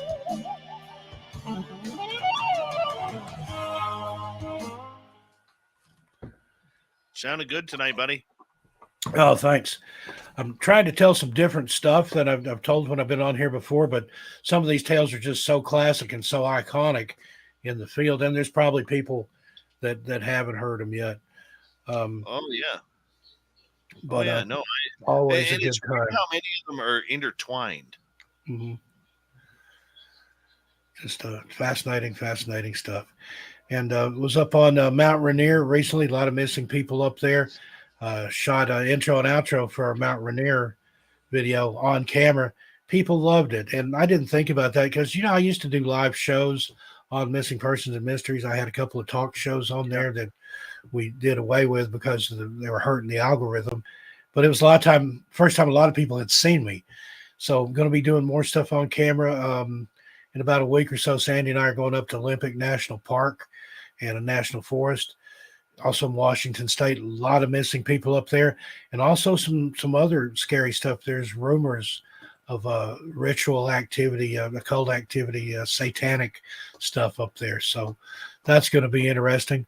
Then going to come on around, kind of circumvent Olympic National Park, go to Port Angeles and Port Townsend, not too far from your neck of the woods there. It's just across the water there. Actually, I think I can take a ferry over to BC there. But we're going to come on around, come down to Bainbridge Island, cross the bridge to get there and take a ferry over to Seattle, cut through Seattle, go back to Yakima, and then home that way because we had such a good time in Yakima last time. Jamie, when I come through Seattle, if you and your mom are available around, we'd like to meet up again. I had a little meet and greet there in Yakima at Northtown Coffee. Had, 7 or 8 people show up, gave them hats and books and stickers. And Jamie Bailey there in the chat, her and her mom showed up. They actually went out to dinner with us afterwards. And the girl that cut my hair there, shout out to Lily at Custom Clean Cuts. If she's listening tonight, she is a master barber. Did a great job on me. I'm going to go back and let her trim me up again. She showed up at the meet and greet. She's a fan of the channel now. It's like a lot of people don't have any idea of this stuff that even happens or goes on. And then they stumble across our channel. They're just blown away. There was somebody commented there earlier, Annie O, I think that she'd went over to subscribe to the channel and was like, wow, I know what I'm going to be doing this weekend now. And it is. It's, even if I didn't talk about it all the time, I love listening to these cases. I love researching these cases and reading about them and pondering. I'm an insomniac, and that's the kind of stuff that runs through my head when I can't sleep is, where are these people? What's happening to them? And weighing all the possibilities. That's another thing. A lot of our listeners, people that have insomnia like me, people with chronic pain, PTSD, fibromyalgia, they say my voice is relaxing and it helps them sleep. And I've had people almost embarrassed to say, I listen to you to go to sleep. I'm sorry, but hey, if my voice helps you, then right on. God bless you. And I don't like the way I sound. I've come to tolerate it, but I think I sound like an educated hillbilly, which is exactly what I am. I grew up in East Tennessee, went to the University of Tennessee, but still an old hillbilly. But I love your voice. I don't care what anybody says. I love your voice. Most people do. Like I said, I don't know what it is, but I'm thankful for it. I'm blessed in that regard, I guess. But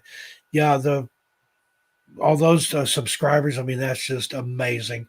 And last 28 days, we've had 2.7 million views. And, that's almost frightening when I stop and think, over 2.5 million people have listened to me tell a story. And that makes me break out in a sweat, But when I'm recording it, just like sitting here talking to you, and not that I don't acknowledge the audience, I'm watching the comments over here, but you just you got to put that out of your mind, or it'll scare you to death, when you're speaking in front of that many people, if you let it get to you. Yeah, but when I spoke at the UFO conference in San Francisco, I was scared crapless. That was the first time I'd ever spoke in front of that many people live. I've done it, via Zoom and things, and of course on my channel. But there was a couple hundred people there, 200-300 people, whatever it was. Yeah. Good crowd anyway. But that's I think I did okay. I didn't get booed. They laughed at the right times. They oohed, nod at the right times. And then I've signed up to do some more. I'm going to be at the Dogman/Cryptid Conference in Paris, Tennessee in August. And then in October, going to be at the Pacific Northwest True Crime Festival in Auburn, Washington. The event center there on the campus of Green River College. Green River Killer, it's area where that guy operated. We got 10 seconds, my friend. All right. I'm going to get you to hold on right there. Thank you to all of our new subscribers tonight. Big Dog Bob, Ghost Dragon, Donnie, Cat Chaser, Lala, and Dennis for the super chats. Here we go.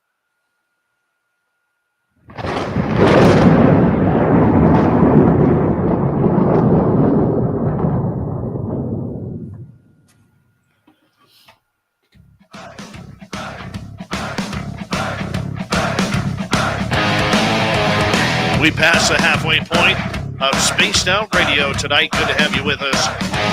My name is Dave Scott. Very much appreciate earning your listening ears. Want to remind you that if you missed portions of this show or others, check out our free archives at youtube.com/Spaced Out Radio. Do us the favor, hit that subscribe button.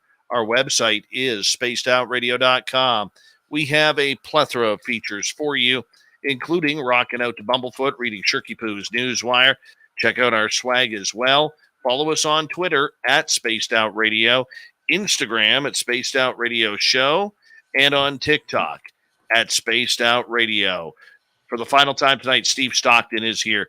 He is the voice behind Missing Person Mysteries, one of the most popular channels on YouTube where people tell their stories, or Steve tells the stories of people, rather, who just vanish into thin air and under strange circumstances. Steve, thank you so much for joining us tonight, man. It's always a blessing. It's so much fun. Always a pleasure to be here. Thanks for having me on again. I watch your show just about every night, even if I don't participate in the chat. I'm listening. You have some just great guests, people that, like, wow, where'd Dave find this person or that person? It's amazing. And so it's an honor to me to be on here. Well, you're only as good as the team behind you. And you have an incredible team. You and Bill there have an incredible team of writers and people who are helping you research. We have the same thing, like Dirty Fylth, who's doing the art down below on our YouTube channel. He's doing a great job, by the way. I appreciate that. I've been watching him there. Mr. Mulder wanted to say hi to everybody. He's got his own fans. We even thought about letting him have his own YouTube channel, putting a GoPro on the collar, just turn him loose and see what he comes up with. He travels with me. He went to San Francisco. He went to Mount Shasta. He went to Washington. Going to go back with us this next trip. So he's out there. He likes to solve mysteries too. Don't blame the pup. I don't blame the pup at all. But you have to have a good team around you, Steve, in order to make these stories happen. How do you guys vet your stories to make sure they are completely truthful? Because that's one thing I know about your channel. You're not like creepypasta channels where you're making up spooky stories as you go. Yeah. Our writers are the best. We verify everything. Every story submitted to us, it has sources, and we check those sources. And again, you're only as good as your sources. So if the sources are false, then we're telling false information. But usually if you can verify it through several sources, then you can pretty much bet that it's a good tale. Now, like on the strange appearances, some of those may be works of fiction. And we noted that in there, that's been said before. So we're not trying to pass it off as something that it's not. And I even say, as a caveat in the beginning of this, it's up to you to decide what you personally believe.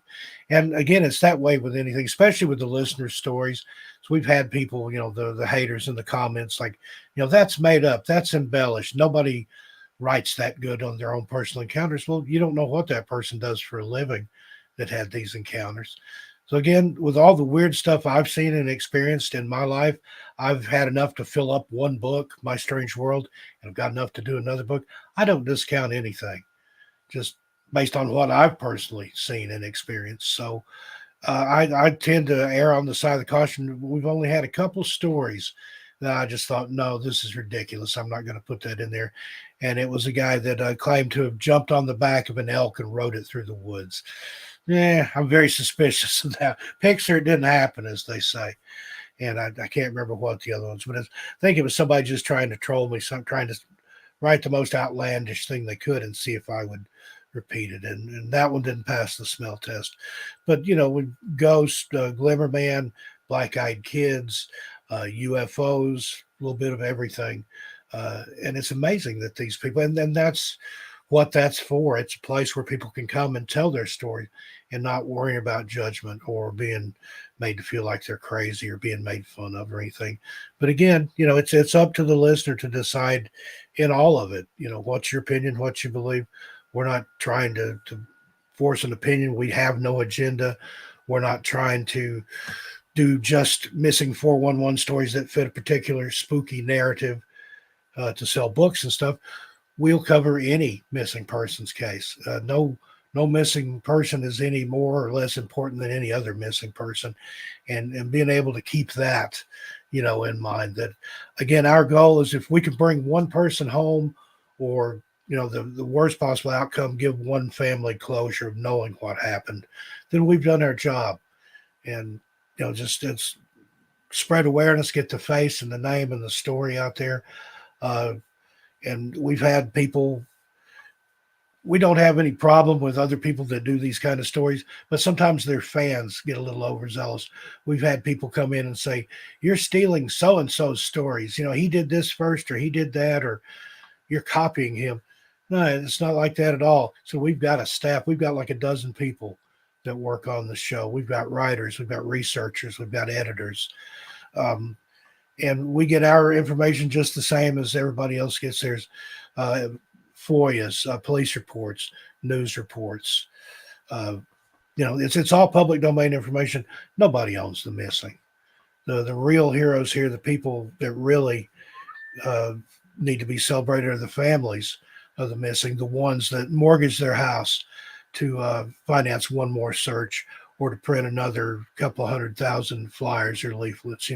If anybody were going to copyright these stories, I think it should be those people. But we're boosting the signal. We're all about getting the names and faces out there. And the sad part about it is there's just so many we can't keep up. Last month, we decided, just to see if we could do it, put out a video every single day. We did that for the whole month. We might have missed 1 or 2 days. And again, we haven't scratched the surface. It's a true iceberg.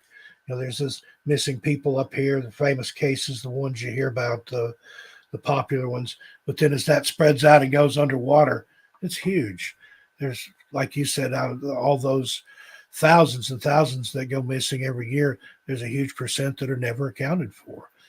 And we want to find those people, bring them home, find their remains. If it's that type of situation, something, it's just, it's a personal thing. It's a calling, literally, I think, that's been laid on me. Don't want to get all religious here and have church, but I think this was put on me. This is what I was meant to do.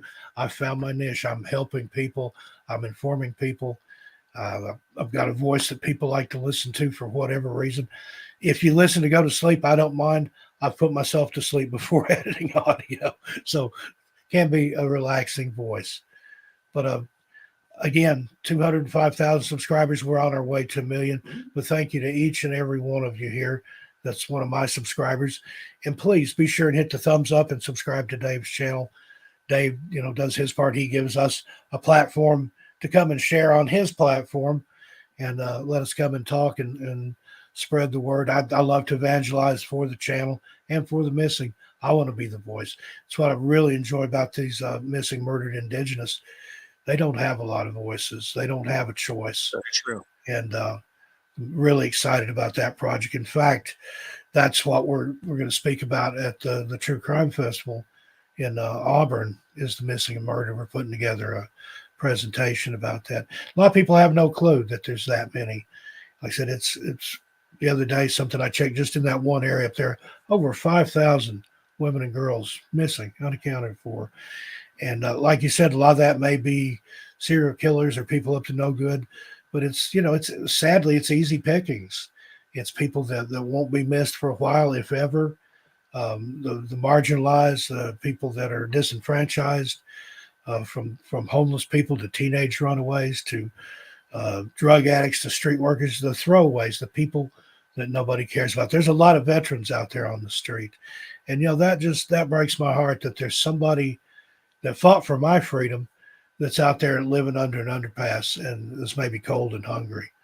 And just we don't make a big deal about it, but we give back a lot.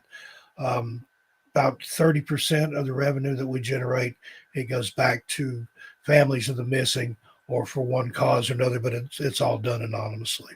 We're not looking for any platitudes or laurels or anything like that. We just want to be a part of, because that old saying, if you're not part of the solution, then you're part of the problem. Took that to heart. I want to be part of the solution. I don't blame you. Let's get to some audience questions here. Very interesting one from Jonathan here over in the UK. Have people gone missing for years? And when they come back, have they aged? Well, no, there's been some cases like that where people have gone missing and aged somewhat. And I'm not talking like a Rip Van Winkle type thing where they had a long beard and it aged, 20 years. But there are people that have talked about how time passed differently wherever they were, and it can be different for different people. There was a little boy that went missing in South Africa that thought he'd only been gone a few hours, and when he came back, it had been months that he had been disappeared. He hadn't aged. For a child, several months, they're going to grow quite a bit, change, their hair will grow, something, they get taller. Didn't happen. And then there have been other people that claimed that they were missing for a long, long time. They saw the sun rise and set several times, yet when they did come back, when they were found, they'd in reality only been gone a few hours. So how do you even explain that? I mean, people say, well, there's something, some natural spore or mushroom or plant out there that they brushed up against and they breathe the dust off of it and they're hallucinating. I don't know. That's a stretch to me. I mean, there may be some sort of rational, natural explanation, but some cases I don't think so. Interesting. Very, very good answer. Thank you for that. Let's go to, let's see here. Magnus had a question from last hour. He's like, Rick Doty, the former spy, hinted in an interview that he knows what's taking people. Do you have any comment on this? Well, my comment is, Rick, if you do, enlighten the rest of us.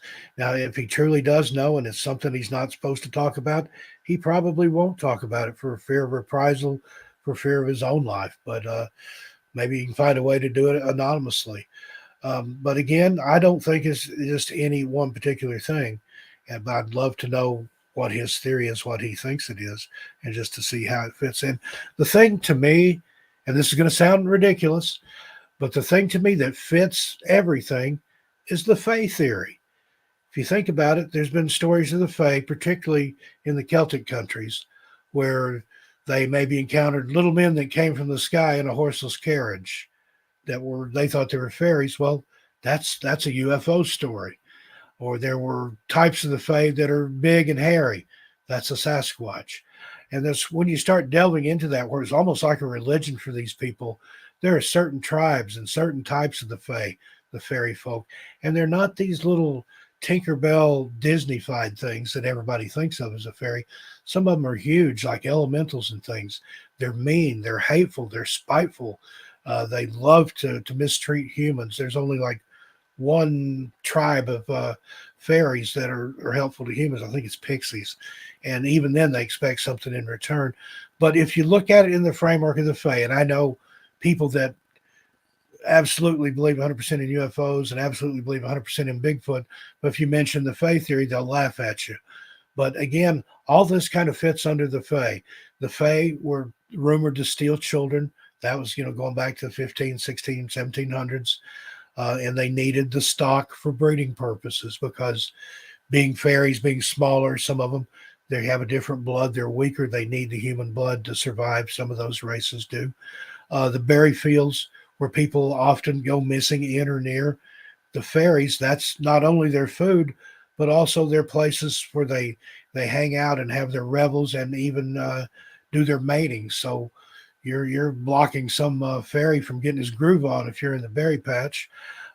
Traditionally, if you look back in those old books about the fairies, they despise the color red. So there you go. People wearing red, you anger the fairies, you go missing. The Cherokee have legends about the little people, that the fairy lanterns, the spook lights that you see in the Smokies. That covers those. Again, I mean, it sounds ridiculous, but that's the one sort of woo part that kind of ties it all together, that ties together UFOs, that ties together Bigfoot, that ties together the missing. Melissa Nicole, my favorite cryptid to research. I like the one-offs. I like the things that were only seen maybe once and then never seen again. To me, those are the most fascinating. The Flatwoods Monster. Mothman to a degree, although he was seen a few times. The Dover Demon. That's another guy. He was seen on like 2 consecutive nights by 2 different groups of people, never seen again. That one just fascinates the what out of me because of the ones that are seen often, or a location that's known to be haunted, that where a lot of people see stuff. I mean, that to me is fascinating too, but I like the ones where it just appeared one time and you think, what happened? Did it fall out of a portal or come through out of another dimension? It showed up and suddenly people see it. People are chasing it. I've had people say that the Flatwood Monster was a fallen angel. This thing was wearing like a metallic dress and had a big halo, ace of spades looking thing behind it. That's the drawings of that are one of the most frightening things I've ever seen. I would want to encounter it in the woods or anywhere for that matter. So those in particular, and almost all those are in or near Appalachia, Dover, Delaware, or Dover, Massachusetts, Dover. It's not Dover, Delaware, but the other Dover. And I've been there, I should know. That's near the Appalachian Trail. So it all kind of connects together. Very true. Hey, Steve, we got a few more questions here that we want to get through, and we Sure. only got about 7 minutes left. Let's go to Donna here. What's your thoughts on black-eyed kids? Well, I've actually had a black-eyed kids encounter back in the late 90s. It's a long story. It takes about 20, 25 minutes to tell. That's the most frightened I've ever been, and it's the most irrational fear ever. First time I ever told it in public was on the old Art Bell show. I was on. Art was sick that night. I was on with his producer, Heather Wade. She was taking over the reins, and she knew about the story. We're friends in real life, and she goaded me into telling it on the air. And Art called in during one of the many breaks to tell her she was doing a good job. And he also, Steve, I love that black-eyed kid story.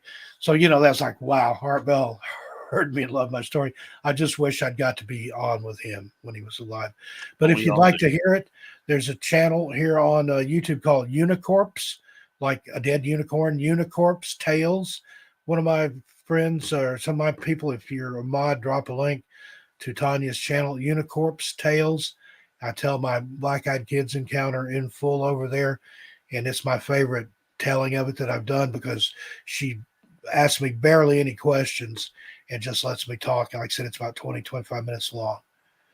All right, let's go to Gloria here. Steve, have you heard the story of the man that went missing in the woods for a few minutes, his time, and for his missing time? And according to his boss, he had been gone for years. Yeah, I have heard of that one and others like it, where, again, time seems to pass differently. People talk about, I said that one guy was in a place where the sun rose and set several times, but then when he came back, when he was found and came back, whatever happened, he'd only been gone for a few hours. And then I read another account recently of somebody that when they were disappeared, the sun never set, and they knew they were gone for quite an amount of time, and in reality they had been gone quite a time. But they said that the sun never completely sat, that it would lower on the horizon, but then it would come right back up. There was never night. It was kind of twilight or full daylight. So, where was that? That's a different dimension or a different timescape or something there, though. But that does happen when people go missing. Time seems to move differently, and again, time is it's an abstract concept. I mean, the way we measure and things, that's not the only way it can be measured. There are people that have been regressed, but some of the ones that I would be most interested in hearing hypnotic regression are the ones that don't want to talk about it, and there's probably good reason for that. Like mentioning my black-eyed kids stories, when I tell that story, it's like a form of post-traumatic stress. I relive it. You can hear it in my voice. My palms start sweating. I get kind of nervous, and it's just a lot of that. Though I'm part Cherokee, and the elders of the Cherokee tell you not to talk about things. You can bring it to you, and I don't want those black-eyed kids to come back. People have asked me that. Would you like to see them again? No.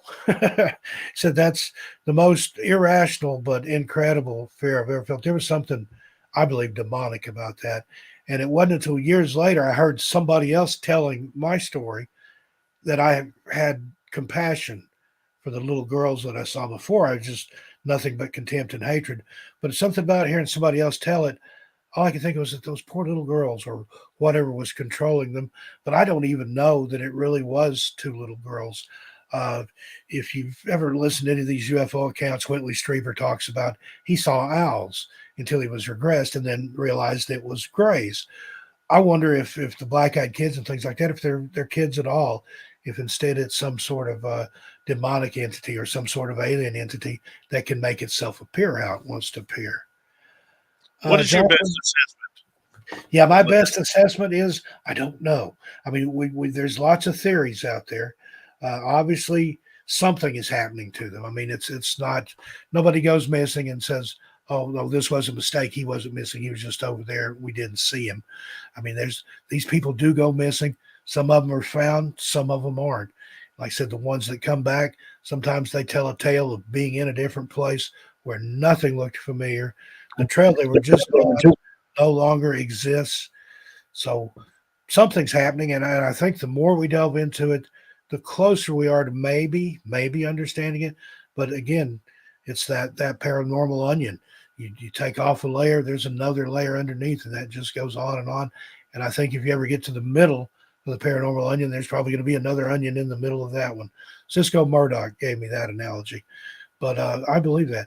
And Middle Earth, I don't know. I mean, I've seen some pretty good theories about that and some fairly believable stories. I mean, there's some talented writers out there that have written about there being a Middle Earth, and that's why the South Pole or the North Pole is so guarded, that there's an entrance to Middle Earth there. Supposedly you can get into it through Mount Shasta. There's been people that wandered into caves in Mount Shasta, got lost, came out in an open place where the sun looked different and where there was lots of plants and rivers and things inside the mountain. So who knows? I mean, that's supposedly the Lemurians had a city of gold inside the mountain, and it was in a place where the sun also shined inside. The native legends for that place talk about how it was formed, that the great spirit in the sky built a fire down there to warm things up. And I don't know, but there's a lot of weird stuff that goes on at Shasta. Can't wait to go back up there in the fall and get some more footage. But Steve, we have 1 minute left with you tonight, and I want to say it's a 2 hours that has absolutely flown on by. And I know in a couple months we'll bring you back on again for more storytelling, because that's the way we seem to do it with you. But tell everybody where they can find your YouTube channels and be a part of it.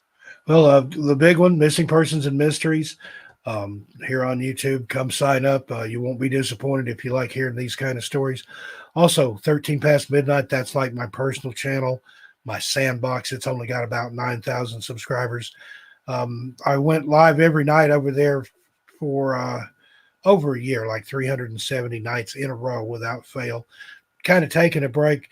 Sandy and I still go live on there occasionally, especially when we're on the road. I did a live from Yakima and the meet and greet I had there. Go watch that if you want to. I'm on Facebook, Steve Stockton 81, Twitter at Strange and Odd. My books are on Amazon and wherever fine books are sold. They are Strange Things in the Woods, My Strange World, and National Park Mysteries and Disappearances Volume 1, 2, and 3. Got more books coming out: Missing, Murdered, Indigenous, Spirited Away. And then Jim and I wrote a book called Encounters with Evil, 101 True Stories. That's coming out soon. Spaced Out Radio's Hour 3 is next. Stay tuned. I had like 5 seconds there, dude. Sorry. That's all right, brother. I hope you tried to next cram it all in there. But thanks to, again, all my people that showed up. Thanks to all your people that are here. Love all you guys.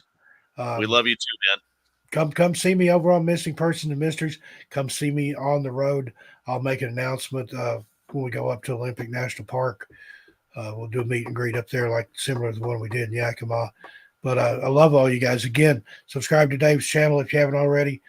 Hit that thumbs up and share it out on social media, Facebook, Twitter.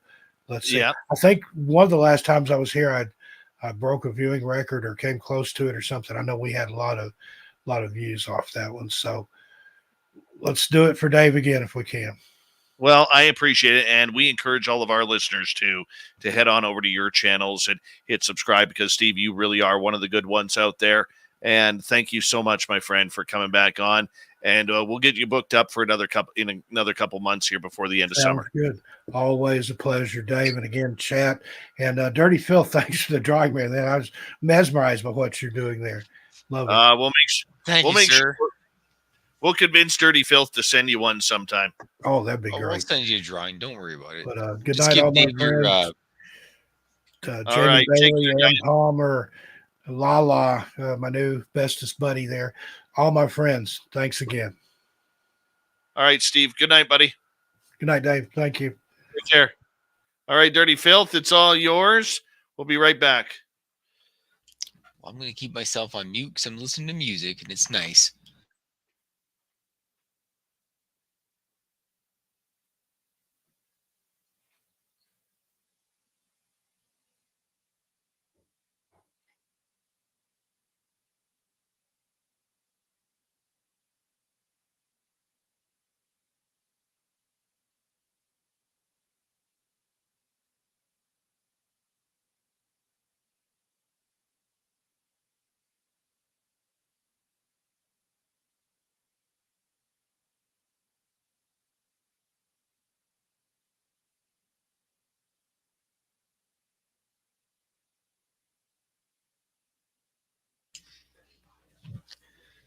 If I may say one thing, I feel like I'm giving away my secrets by letting you people watch my cartoons while I draw them. So,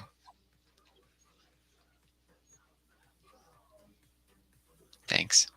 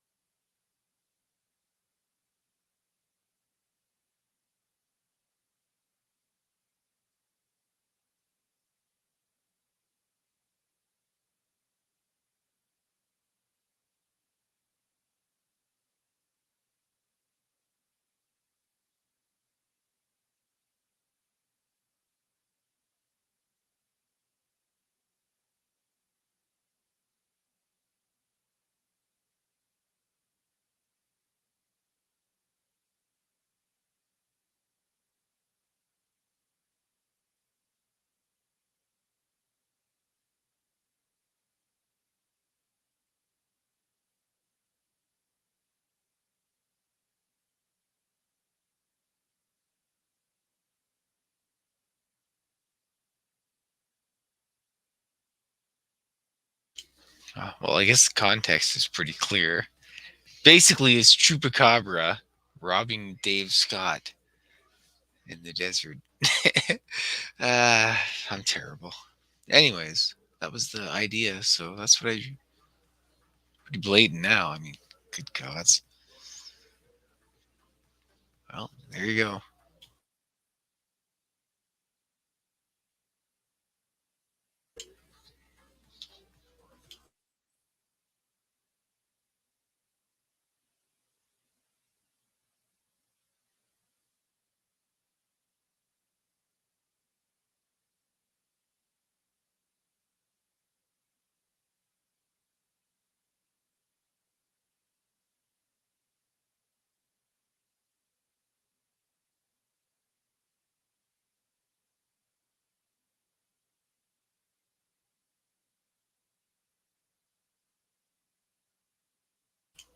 Yeah, I'm putting off the most terrible thing in the entire universe for dirty filth. It's lettering. Good gods. Dave, stop me now, or I'm just going to sit here and complain about it. It's his own fault. Hi, Dirty Filth. Hi, Dave. Guess what? I get to do lettering, and it kills me because I despise doing lettering more than anything in the entire universe. Well, you look good doing it, though. Yeah.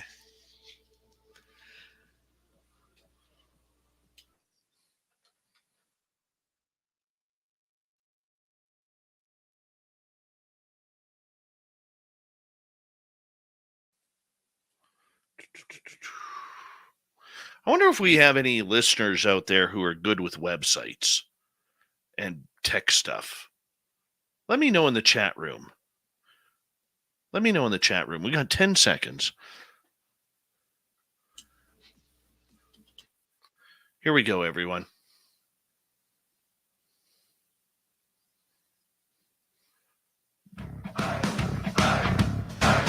Would you like to connect with us? Head to spacedoutradio.com for all your latest show info. Now, back to Dave Scott and SOR. Third and final hour of Spaced Out Radio is underway. Thank you so much for taking the time to join us. We really do appreciate earning your listening ears wherever you are on the beautiful planet we call Earth. Hello to everyone listening in on our terrestrial affiliates around North America and digitally on Odyssey Radio, TalkStream Live, and KPNL. All of our archives are free. Join us at youtube.com/Spaced Out Radio. Do us the favor, hit that subscribe button. The Desert Clam has set the password for tonight in the SOR Space Travelers Club. What do you got for us, Clam? Yale. Yale is your password. Use it wisely, Space Travelers, as the Clam sets the password each and every night right here on Spaced Out Radio. Our website is spacedoutradio.com. We have a plethora of features for you, including rocking out to Bumblefoot and reading up on SOR's Newswire from Shirky Poo. All of our archives are free. Join us at youtube.com/Spaced Out Radio and do us a favor, hit that subscribe button, of course. Now, it is time once again where we head to the swamp. Our resident swamp dweller has another spooky story for us. Hi, Spaced Out Radio listeners. This is Swamp Dweller. It's time for your nightly dose of spookiness on the show. If you have an interesting encounter or a spooky story that you would like to share, be sure to submit them in at swampdweller.net. You can also find our YouTube channel at youtube.com/swampdwellerreads. Now, let's chill out, relax, and together, let's enter the swamp.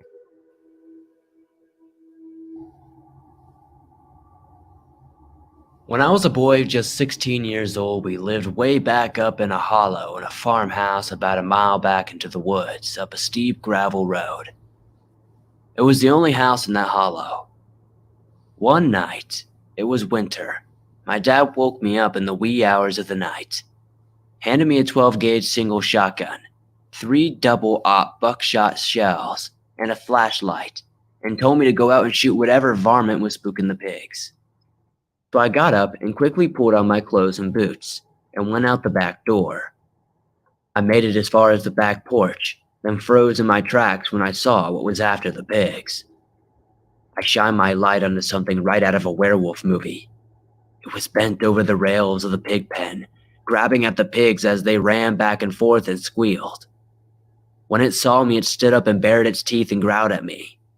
It was at least 7 foot tall, maybe even taller. It had the upper body of a professional bodybuilder. It was covered in black hair and had a head like a huge German police dog. I would never forget those pointy ears and snarling snout. I raised the shotgun holding the flashlight against the barrel and shot it right in the center of its chest. I was about 40 feet away from it and seeing the hair part on its chest where the buckshot hit. The buckshot didn't seem to affect this thing much at all. My sister came out behind me to see what was going on. She had turned on the porch light on her way out.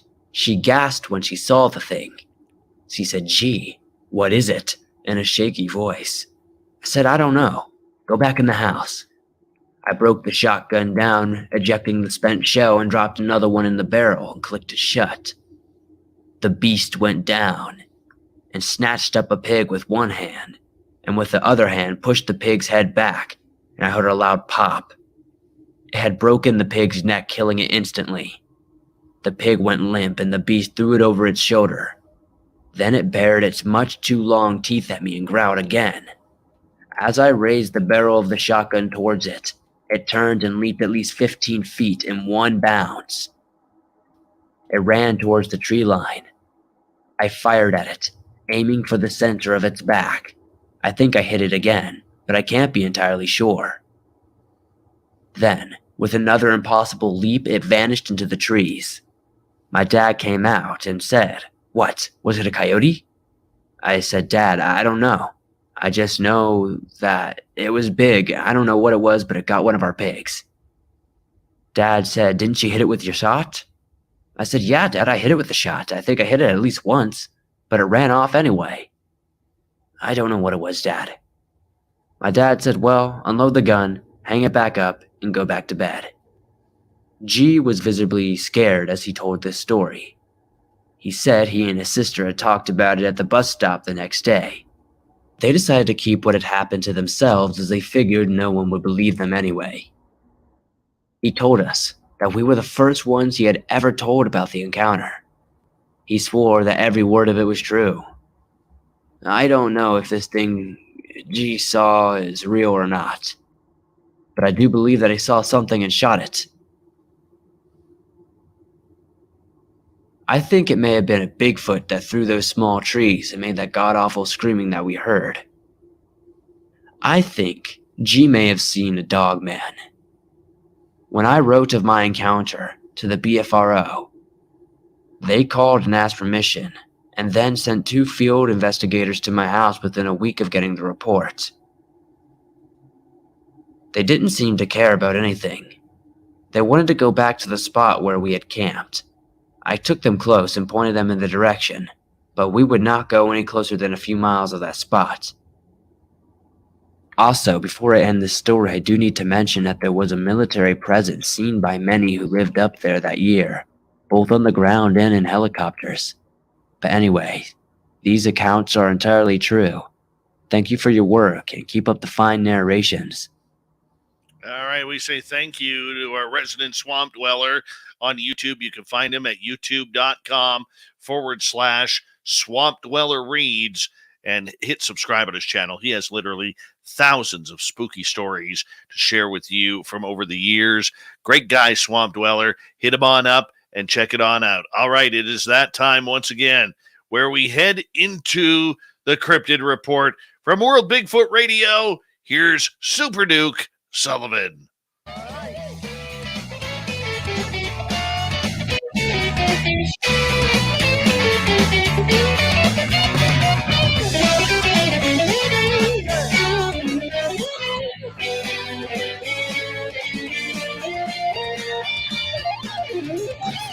Super Duke, World Bigfoot Radio, Super Duke. Man, I got all tongue-tied, so excited that you're here, man. How are you?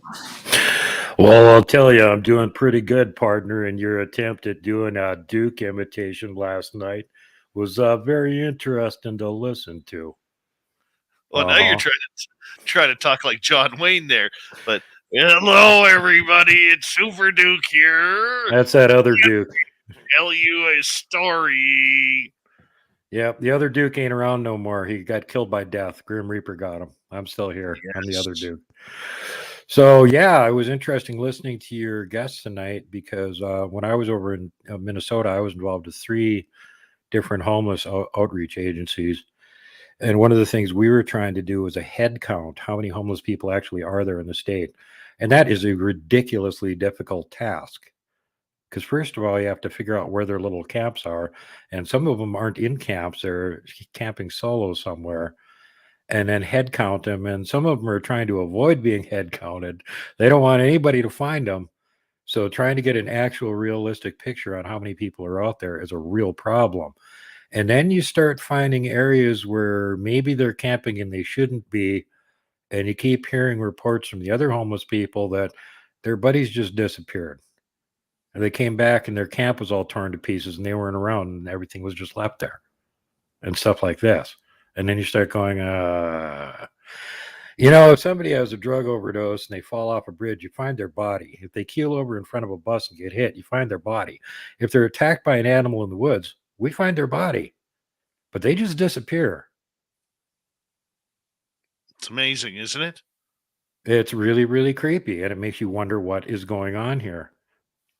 And again, it's like he was talking about earlier. It's the people that are relatively inconsequential to society in general. It's easy to disappear them without much of anybody noticing it. I don't get it, man. I really do not get it. I mean, we see so much of these people, good people, honest, hardworking people that just vanish. And I don't know what is really going on. I mean, you and I have talked about it. Is it portals? Is it Sasquatch? Is it Gugways? Is it some other cryptid type creatures? I mean, the answers and possibilities are really endless. Yeah. Well, there's, you can eliminate a certain amount of it just because of, things that could be natural explanations for it. And it's a tiny fraction of them that don't make any damn sense that the people are talking about here.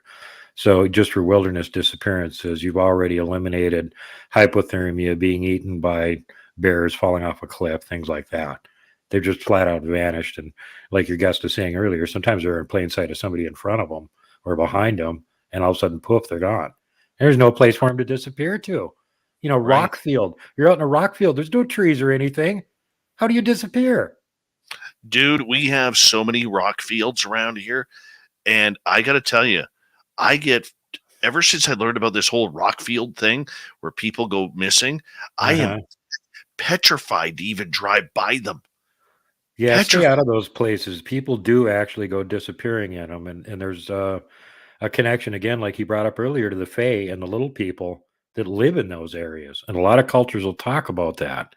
And that's why they stay the heck away from them. Oh, tell me about it. We got you for another 11 and a half minutes, buddy. What do you got for us tonight?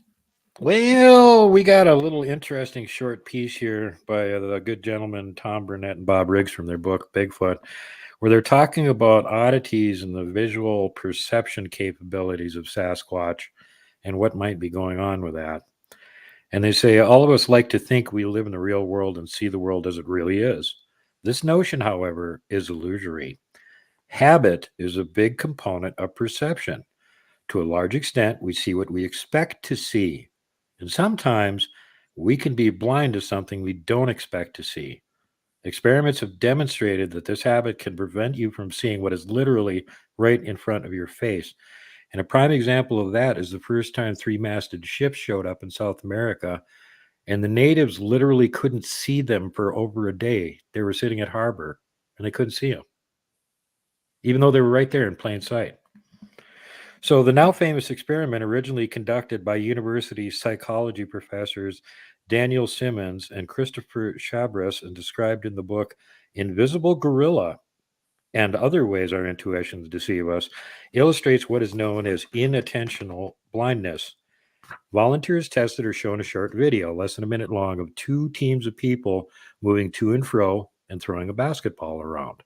Test subjects are asked to follow the path of the basketball, whether bounced or thrown through the air, from player to player and to concentrate on silently counting to themselves only those passes made among people wearing white, ignoring passes made among people wearing black. Halfway through the video, a female student dressed in a full-body gorilla suit walks among the players, stops in the middle of them, beats her chest like a gorilla would, and then walks off, having spent about 9 seconds on the screen. Test subjects are first asked how many passes they counted. The correct number is irrelevant. What is amazing is that when asked if they noticed anyone other than the players in the video, about half confessed they did not notice anything and did not see the gorilla at all. The experiment has been conducted many times in different conditions among diverse people and in different countries, all with the same result. About half the participants do not see the gorilla. How could they not see something so obvious? What made the gorilla? Yeah, what made the gorilla invisible to them when it stood still and looked directly at them? The professors say this error of perception comes from a lack of attention having been paid to the unexpected object. And they conclude, quote, when people devote their attention to a particular area or aspect of their visual world, they tend not to notice unexpected objects. Even when those unexpected objects are salient, potentially important, and appear right where they are looking. In other words, the subjects were concentrating so hard on counting the passes, they were blind to the gorilla right in front of their eyes, unquote. So when one of the authors, an unsuspecting Rob, took the test, he did not see the gorilla. And keep in mind, this is a Bigfoot researcher. However, he was faintly aware of a slight blur moving across the screen, which temporarily interrupted his counting the passes. We naturally take a lot of ribbing from friends and acquaintances who think we are naive and horribly unsophisticated to even entertain the possibility that Bigfoot actually exists. One such friend viewed the video and failed to see the invisible gorilla. At first, the skeptic thought it somehow illustrated the obvious fact that Bigfoot sightings are no more than optical illusions.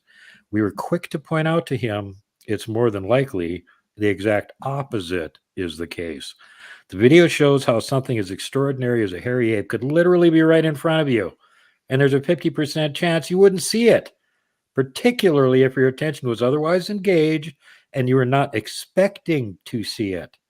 This may help explain why Bigfoot are sometimes visible and sometimes not visible, and show how a person's psychological habits can form a blind spot. The fact a mystery creature can vanish seemingly at will, however, implies there's something else at play. It might be a Bigfoot is somehow capable of locating a potential witness's blind spot and hiding in it. And this is a matter of like scientific principle and training for the ninja from Japan. They were all about knowing where that blind spot was and staying in it all the time, kind of like the Shadow from the early cartoons where he could be standing right there and you couldn't see him. Precisely this ability is claimed of expert trackers in various Native American shamanistic traditions and is based on the perception that all creatures are creatures of habit. Ancient Apache scouts, according to wilderness survival expert Tom Brown Jr., for example, had the ability to observe their intended prey or enemies to determine their habitual psychological ruts and whatever were their everyday routines. They would then accordingly position themselves, be so silent and so still as to stop their brain activity, and blend so thoroughly into the background as to become virtually invisible to their victims. The Apache tracker skills Brown wrote in his book, The Tracker, were judged by how close they could come to their prey before making the kill. The best were said to be able to actually touch the luckless animal or human enemy they were tracking before they would be even seen by it. This sort of thing has been reported by some of the native tribes that have contact with them that claim that some of them count coup on humans. They try and get close enough to touch you without you knowing they're there. So finally, he concludes with Bigfoot's having or not having this type of mysterious mental capacity is not a matter of mere speculation. It is based on actual field observations of otherwise inexplicable events associated with wild mystery hominids. All of this leads to a conclusion that most Bigfoot researchers find very uncomfortable. Bigfoot appears to be psychic, and that gives them a decided advantage in remaining hidden. Yeah, psychic Bigfoot. That's all we need now, my friend, is psychic Bigfoot. My goodness. That's just the base of their powers. As far as I can figure, all of them can mind speak with each other. It explains a lot of weird things that they're capable of doing. But it seems like there's other ones that have specialized training. Ooh, they got the special training. Like when you're advanced in a martial arts school and you get the special training. And then they know how to do other things that are also annoying and make them impossible to find. Well, it's funny that you mentioned that test with the gorilla, because believe it or not, the National Hockey League actually, at least they used to, use videos like that and others to distract their potential referees and linesmen to see what they would be able to pick up during testing. And they use videos like that. I mean, it's amazing how people can just not even be cognizant to what's right in front of them. Yep, and like I mentioned the ninja earlier, there's a couple of spots in your basic visual range where basically you're not really seeing anything. Your brain is extrapolating on the data that you're getting from both sides and filling in the rest of the field. And if you can figure out exactly where that area is, you can sit there and not move. And if they don't expect to see you, they're not going to see you. And that's part of the problem with Sasquatch, because most people don't have anything programmed into their brain that A, they're there, B, if they are there, what they look like, and C, if they're there and what do they look like, where would I look to see them hiding from me? Because they're not going to stand out in the open and do a tap dance, right? They're going to be hiding. Very little of them is going to be visible. We usually look for eyes, look for the eyeballs, and they're exceptionally good at hiding. So even if you know what to look for, you've got that perceptional range mapped out in your brain where here's the object and here's what I'm looking for. The chances are you're only going to see a little piece of it. And then your brain has to somehow pull that out and go, oh, wait, this is part of a Sasquatch. It's its elbow sticking around a tree. You know, I mean, it's like that bad trying to spot these guys in the woods. They're so good at hiding from you. We just really don't have much of a chance. And the only time that you tend to get them is when I think they sort of let their guard down because they already trust you and they're getting too close and following you around, and you're just being a lunatic and waving the camera randomly in every direction, which occasionally catches them. It actually works. They don't expect you to go whoop and turn all the way around all of a sudden. I found that one out. I hear you there. It is still very strange, odd, and eerie, man, that all of a sudden, you know, you could be in this area where it's familiar, you know exactly where you're going, what you're doing, but something just seems odd and you cannot put your finger on it. No matter how much you look with your human eyes, you don't see it, and it's right in front of your face. Right. Well, we've got some kind of a perception, and I don't know if it's a sixth sense or if it's part of our regular perceptual abilities that we have that's picking it up. But if they're close enough to you, you can tell they're there. I've started noticing when there are big ones really close, it almost feels like there's a big electric generator near you. You can feel where it's coming from. You may not be able to see them, but it's like there's a really big one right there. You know? I'm going to go this other direction over here away from that. And of course, there's other things that you might be picking up on. It could be that you're not really consciously noticing it, but subconsciously you picked up on their scent.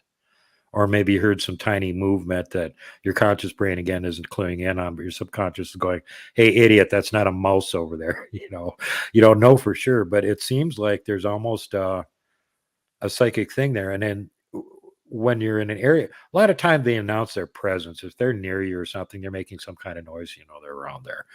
When they're not making any noise and everything is dead still, that's when you should get worried. Because at that point, they're not being Mr. Happy, I'm going to let you know I'm in the woods. No. They're observing you very closely, and they're not letting you know where they are. And that's the kind of behavior they have going when they're getting ready to jump something. So it's when you need to be really careful, maybe time to leave the woods. Super Duke, we got about 38 seconds left with you tonight, and always a pleasure to have you here. Tell everybody where they can find World Bigfoot Radio. You can find me over on YouTube, BitChute, Rumble, Odyssey, and Bright Eon. I have groups on Facebook, World Bigfoot Radio and Montana Bigfoot Project, and I have World Bigfoot Central on MeWe. And I got a real cool interview coming up here soon with Richard Doty. And we're going to talk about the missing Patterson Gimlin video. Really? Well, you know what? Get him to tell you his Bigfoot story just north of me. We did. It's on there. I also got him to mention a secondary one that he hadn't even thought of where he didn't see it, but it was likely a Class B, and that's on there too. Wow. Super Duke from World Bigfoot Radio. Coming up next, it's Dave 101. We're going to talk a little television and the topics we love next on the 101 with Dave Scott, which is me. I'll say it. How you doing, Super Duke? You're so endlessly entertaining, Dave. It's no wonder everybody wants to watch your show. Right now, you're only on a plethora of terrestrial stations, but in the future here, you'll be interstellar and you'll be on a myriad of a plethora of stations. And then you'll go transgalactic multiversal and you'll be on a multiplicity of myriad of plethora of stations. Well, you know what? We started something today. We're going to be making a push here very, very soon. And so we're going to, I'm just working on that right now behind the scenes with our team here. And hopefully we'll get some news here. But it'll be good. It'll be onward good. And upward with the Woo train and the space travelers aboard it. Gotta do it. Gotta do it, man. Right so on. We do.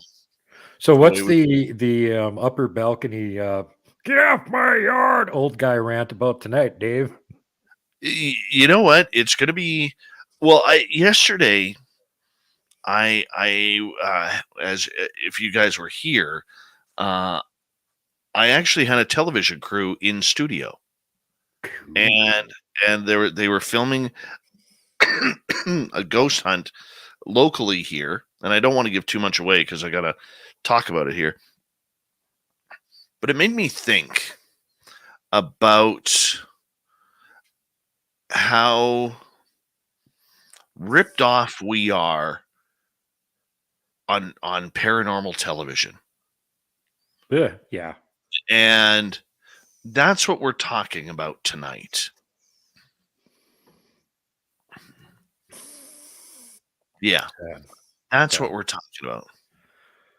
It is one of my pet peeves as well, so go get them, Dave. Extra verb, panache, and venom. Yeah. A little panache. A myriad of panache. We don't use on this show enough. Well, plethora is the official drinking word, and if you have a myriad of plethoras, you're going to get really drunk. So I don't know how safe it is. By the way, for everybody who knows, on our store, there is now a plethora drink t-shirt. Yes. So be like Super Duke. Go get yourself a plethora drink t-shirt and have some fun with it. Have some fun. A plethorasaurus like Justin in the chat room just said. Yeah. By the way, I've decided something. All right. And you guys are going to hold me to it, the audience. Every round table now, if you are in our chat room, okay, we are going to give away 2 t-shirts. One to the super chatter of the night and one to one of our fans per night. One of our regulars. Good morning, Exploding Eyeballs UK. Welcome to SOR chat. I love that name.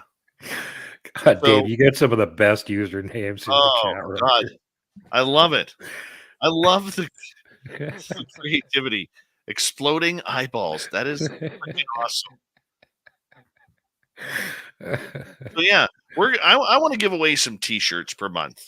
You know, we have a good loyal audience. And I think if we give one away to the specifically to super chatters and one away to specifically our listeners, I think it's going to be great. Heck yeah. Even more fun added on top of the fun that's already there, which is a lot of fun. You're getting a mountain of fun here, Dave.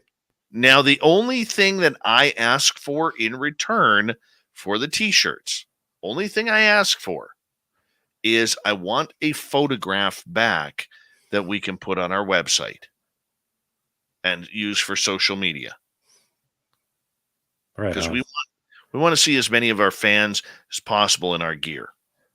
Oh, by the way, Zen1 and Carol, if you guys can message me privately on Facebook Messenger, we want to talk some website stuff. So if you don't mind getting a hold of me, I would greatly appreciate it. We may be looking to add a web person to our team here very soon. And I'd like to chat with you guys. All right. Are you hanging out, Duke? Or are you? I'm pretty beat. One thing I did want to mention though is when that swamp dweller story was talking about the dog man wanting to procure ham for himself. And I just put out a show earlier today where William Lunsford is talking about the hog traps down there, and they're disappearing from the traps, and something's taking them. It made me wonder if that's what's doing it. All right, bud.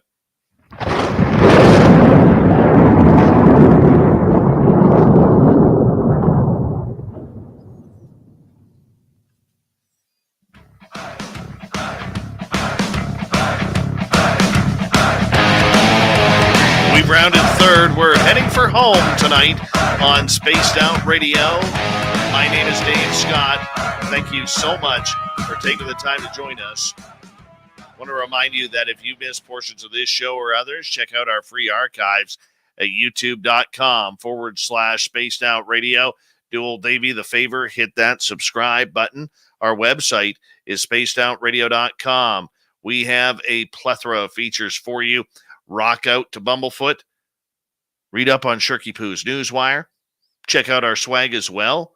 Follow us on Twitter at Spaced Out Radio, Instagram at Spaced Out Radio Show, and on TikTok at Spaced Out Radio. It is time once again to get off my lawn. It's a Dave 101.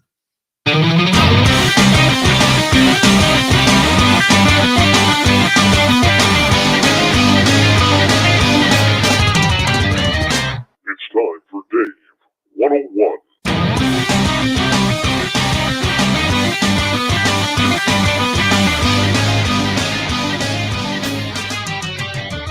All right. So the other day, I actually took part in a television documentary that will be aired here in Canada, where three lovely ladies are taking on the Gold Rush Trail and telling the stories of the Gold Rush through the eyes and ears and potentially the mouths of the ghosts. Very cool indeed. Very, very interesting topic. And I love what they are doing. But watching the professionalism of the camera people, the directors, the producers that were all there, it was something that I really hadn't seen before. Look, I don't get a lot of offers for television because I do have a face for radio, and some would say a voice for print. But nonetheless, they wanted me to be a part of this because of the ghost tour that I ran over at one of the museums that they were focusing on for their production. It was cool to watch. The cameras being set up, the lighting being set up, all of the gear, televisions, equipment, all the wiring that needed to be put down and laid down. Honestly, I felt like it was exciting and I enjoyed it. You know, not that I want a career in television or have my own television show, but it got my old brain moving. It got the gray noodle thinking, this is interesting. This is kind of cool. This is something that needs some imagination. So, I have never been a fan of paranormal TV. Now, back when it first started in the early 2000s, I was all about the hype. Sure, I watched Ghost Hunters. I watched UFO Hunters. I watched Paranormal State, when A&E was big on the topics, and I had a lot of fun watching those. I didn't know that there was this whole realm of paranormal investigators that were doing this. It was an eye-opener. I didn't even do this show at that time. It really, really convinced me that this is actually kind of cool and something that maybe I could do, just like many of you. But here's what happened. When I started getting involved in this field, the lack of imagination and the lack of accountability for answers really, really grated on me. It really made me feel that there is no imagination regarding where we are. It's the same people with different show titles. Some of them have split off onto their own, but they investigate the same damn places every bloody time. This is why you hear me say, I am sick of Waverly Hills. I am sick of Alcatraz. I am sick of Route 66. I am sick of Area 51. No, not really. I do want to go there. But I am sick of all the same places being investigated by all the same people, just under different show title names. Look, this is why I don't watch a lot of documentaries that come out, because it's the same damn people giving the same damn message under a different damn title. How are we supposed to learn anything when all it is the same bread and butter with a different kind of wrapper around it? We're not learning anything. But one thing we need to understand is the same names are always used because the public likes them. The public scores them high, which means that a director or a producer of a television show or series or documentary doesn't want new ideas from new people, because what if those people don't make it for, how would you put it, their ratings, their audience members who get tested on the show saying, what do you think of this person? What do you think of that person? What do you think of that guy? What do you think of that girl? Maybe they don't come through very well on camera. Yes, that is why we see the exact same thing each and every day. That is why you see more people turning to YouTube, Twitch, BitChute, and other video gathering areas, because we want different. And look, the one thing about television that we do know is the same sells. This is why you see zero imagination in any ghost hunting show on television. Did you hear that? The music's playing in the background. No, the hell I didn't. I can't hear a thing because the background noise really, really took away that wood knock, took away that whoop, took away that bang on the door. Did you hear that? Did you hear that? Oh, I am sick of it. Where are these producers, these television networks, or whomever, these talent agents? Where are they when it comes to creating quality product? Seriously. There are so many stories out there, and I'm not talking the ones that use D and E League celebrities to come out of the woodworks, where since they haven't got a job since 1980s television sitcoms, where all of a sudden they're ghost hunters, they're cryptid hunters, they're UFO hunters. We don't need that. We don't need Rob Lowe's opinion from back in the day. We don't need Jack Osborne of today. What we need is people who are looking for true answers to the stories. Look, the reason why these paranormal shows never solve anything is because they're not looking for anything. They remind me of weekend ghost hunters who are just weekend warriors looking for their weekend thrill. There are brilliant people out there who have knowledge of what is going on. There are towns out there, cities out there, hamlets out there that have their own secrets of stories that'll never be told because some producer, some television know-it-all knows better. Look, I want to see stories from small town Washington State in the mountains that literally have tons of Sasquatch stories.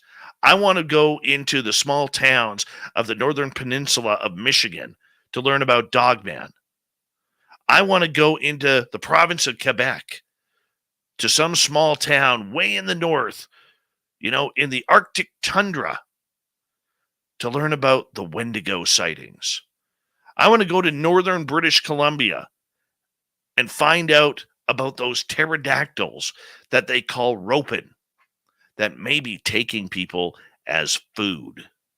As grotesque as it sounds, every small town, every wayward village has secrets. And as those small towns start to die off, because people today want to conglomerate and congest the big cities and the suburbs, those stories can be lost. Where we, in the paranormal and supernatural field, we have the ability to bring those stories back, to bring those stories into the public eye. And a lot of these towns, they rely on those legends, on those lore for tourism dollars. Look, you take Point Pleasant, West Virginia as the perfect example. They are still 50 years after the fact relying and making millions of tourism dollars annually on the Mothman. Look at the tourism around Mount Shasta. All of those legends around Mount Shasta. Hundreds of thousands, if not millions of people congregate at Mount Shasta every year because they want to see if the Lemurians come out of the mountain. They want to see a crystal skull. They want to see UFOs use the volcano as a fuel stop. And I bet they are getting more and better mileage, than $6 per gallon or $2.23 a liter. It's horrific. No, but there isn't enough imagination going on. There isn't enough storytelling going on. There isn't enough mysteries being challenged or answers being sought on paranormal television. I can break down every paranormal television show here in the next 30 seconds. We go to a location. We have to find the hot spots. We set up our gear. We send in a team. Team A, you go to the left. Team B, you go to the right. And Team C, you stay here so you don't contaminate anything. And in 1 hour, we're going to rotate. Then after the 4 hours of shooting, or 10 hours of shooting, or 3 days of shooting, we all culminate together, stand in a semicircle so we could see each other, and say, wow, we didn't get much evidence here, or wow, we got some evidence there. And then we sit at a table, look at the evidence. Hey, John, I got something. What'd you get? No, that's a fly. No, that's a butterfly. No, that's a cricket. No, that's the sound guy farting. Yeah. What are they solving? Shouldn't we be using this invaluable television time that people are watching and paying attention to, because paranormal television is some of the highest rated television around? Shouldn't we be actually looking for answers? Give me something. As Poison sang, give me something to believe in. But no, what's old still works today. Sorry, I want answers. You want answers. We all want answers. Even the ghosts and aliens and cryptids themselves want answers. But we are not giving them to the public. No, we're about entertainment purposes. I love it when these ghost hunters go to these locations that every other one has gone to, using the same camera angles, the same everything. Boring. It's boring. And it sucks. What I want to see is some imagination. I want to see some results. I want to see real people being on television going after some of these incredible experiences. They're out there. The stories are right there within the grasps of our hands. All we need to do is find the right people, the new faces, the new voices who are actually searching for answers, to actually get a television crew to say, you know what? You got something here, and we're going to take a chance on it. And hopefully, for some of us, that's right around the corner, because right now, anything you see on TV, and there are channels dedicated to the paranormal, are unwatchable. Let me know what you think. If you're on YouTube, comment down below. We'd like to see your comment. And I'm curious, do you agree? Do you disagree? Well, it's up to you. That's your Dave 101. What time is it? It's time for Shirky Poo's News! Who is out there who is a Back to the Future fan? You know what? I love Back to the Future. Love it. It's my favorite trilogy of all time. All right? Well, guess what? A VHS copy of Back to the Future has just sold for $75,000 by a Dallas-based auction house. Heritage Auction said the 1986 VHS tape from the collection of Back to the Future star Tom Wilson fetched the high bid from a New York-based collector. The tape was still in its original shrink wrap and rated near mint by experts, the auction house said. The final price is believed to be the highest sum ever paid for a VHS tape. The tape was auctioned alongside other tapes from collections from Wilson, who played Biff Tannen and other members of the Tannen family across the Back to the Future trilogy. God, I love Biff. Wilson's copy of Back to the Future Part 2 sold for $16,250, and his Back to the Future Part 3 VHS fetched a high bid of $13,750. His 1990 Back to the Future box set sold for $10,000. This is the first box set sent out from the studio of Back to the Future trilogy, says Wilson.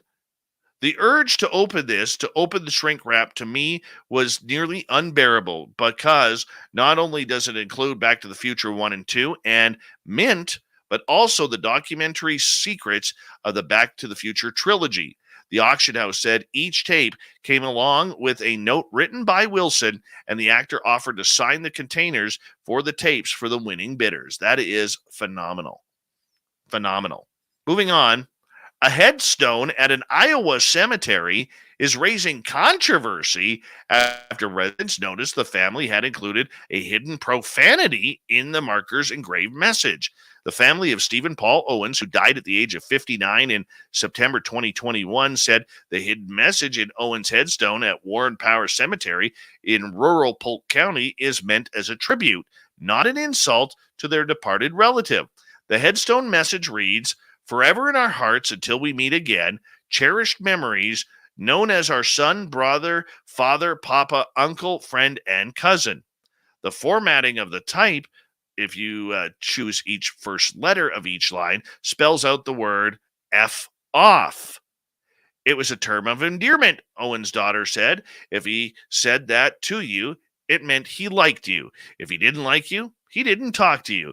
Well, the Camp Township Board of Trustees, being a bunch of Karens on this, said officials rejected the headstone, but the family has installed it anyways. The board said in a statement that it does not allow profanity on gravestones because those others who have a place in the cemetery have the right of decency afforded to them. Right of decency? They're dead. They're dead. All right?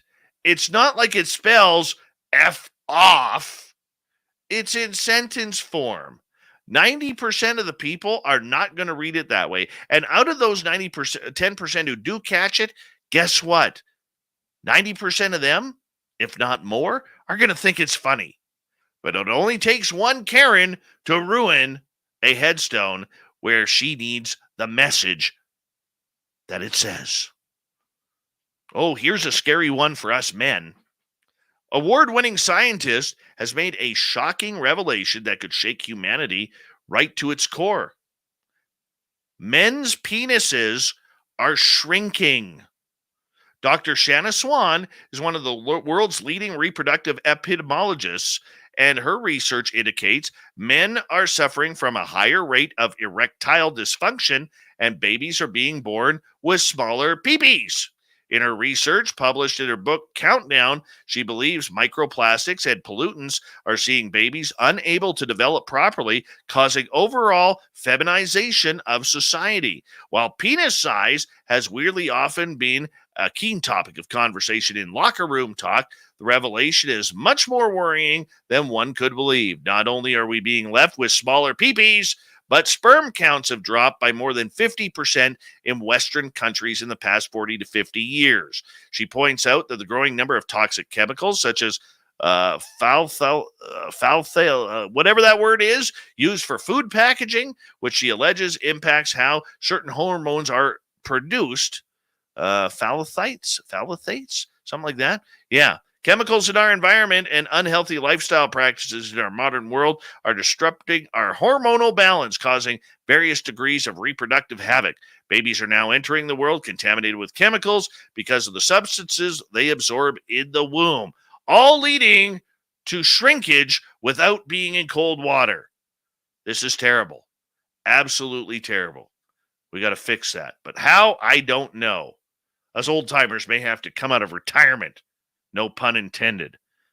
Thank you to Shirky Poo for the news. Thank you so much for everybody listening to the Dave 101. Our good friend, Super Duke for World Bigfoot Radio, Swamp Dweller, and our guest, Steve Stockton, tonight for hanging on out for a wonderful, wonderful show. We got Mr. Ron Bumblefoot THAL rocking in the background with Little Brother is Watching. Bumblefoot is the official music of Spaced Out Radio, rocking us in and out of every single show. Get your horns up for the guitar god himself. Special thanks to everybody listening in at work, at home, in your cars, wherever you may be. Thank you to everyone tuning us in on our chat rooms, YouTube, Twitch, LGAP, Facebook, the Space Travelers Club, and on Twitter at hashtag Spaced Out Radio. I know you're out there somewhere. Remember, this show is copyright by Spaced Out Radio and SOR Media Ventures Limited. Thank you so much for choosing to share your evening with us, because together, my friends, we're watching. We own the night. Mr. Bumblefoot, we need a favor. We need you to take us home.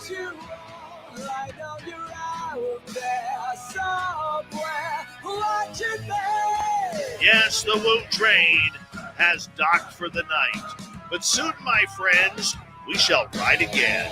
Your seats are always available. Your tickets never expire. And if you want to bring a friend, we've got room for them too. Good night.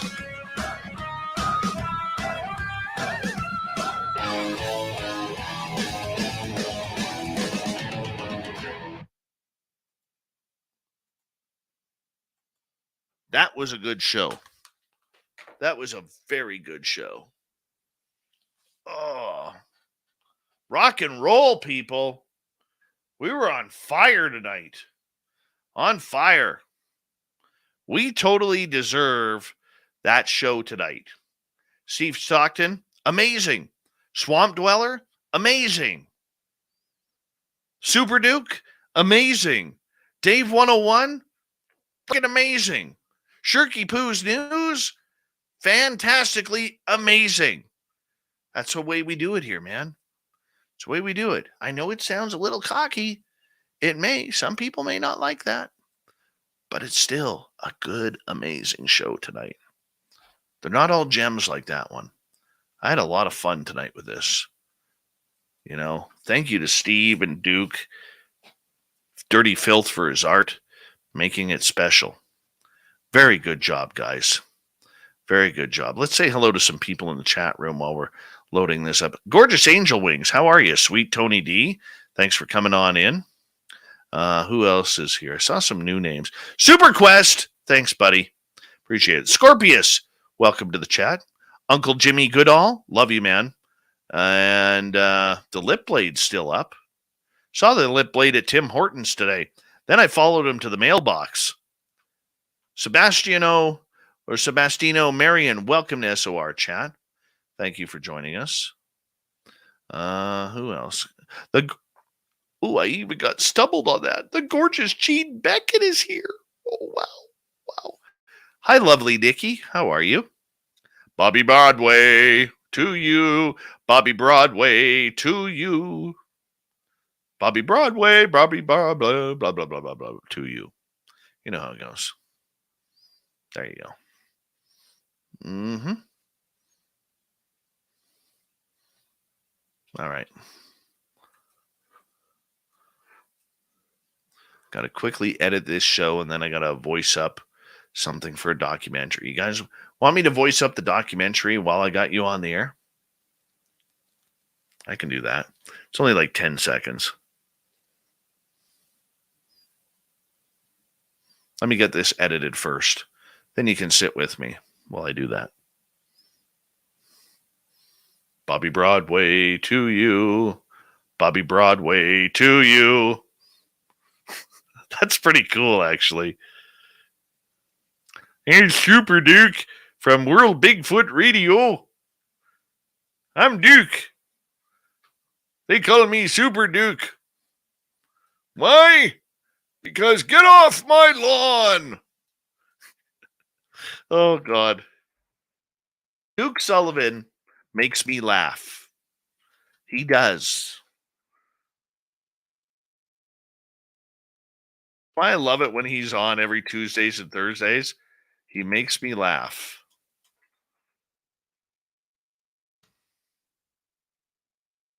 Happy birthday, Super Duke. Happy birthday, Super Duke. Jeez, man. Oh, the emergency dink. According to Ann Palmer's still having a good laugh over the emergency dink. Uh-huh.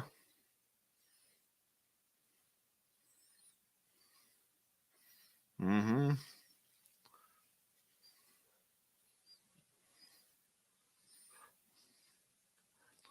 All right, cut that there. Where are we starting? I think we're starting about there. No, we're starting right there. There we go.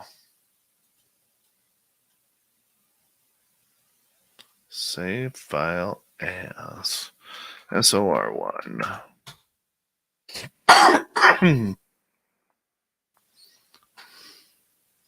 That's red green. Red green. Fixes everything with duct tape.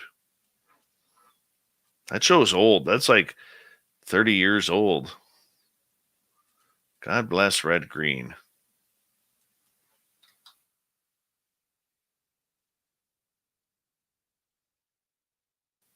He's a shrinky dink.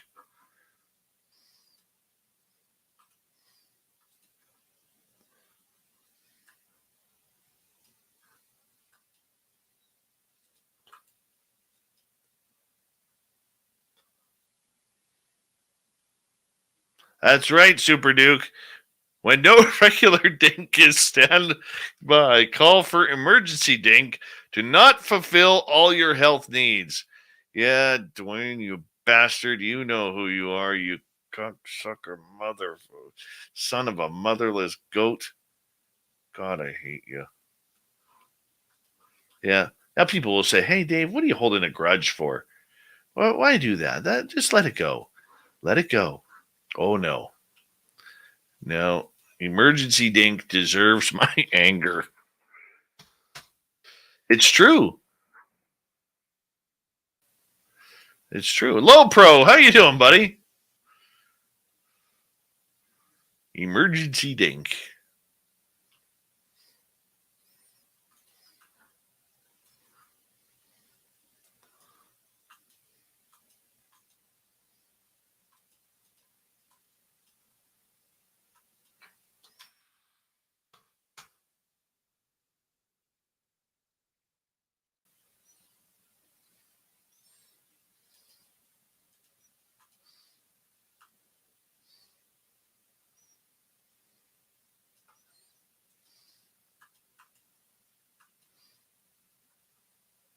Justin Maynard, how you doing, man?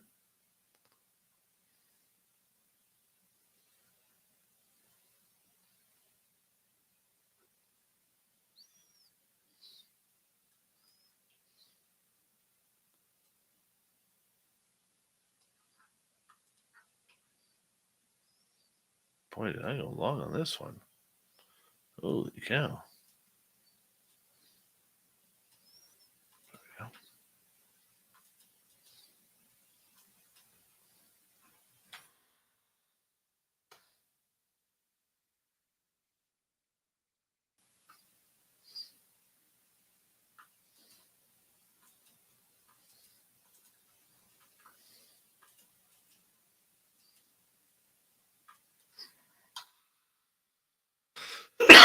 All right.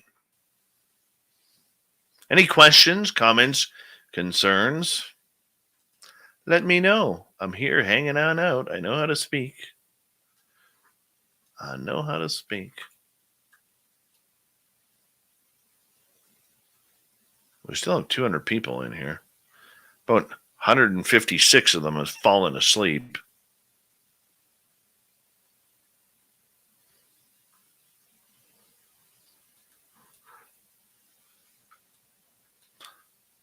Well, 22 of them are wondering, what the hell is Dave doing? And the rest of them are all following Duke. Emergency dink, emergency dink.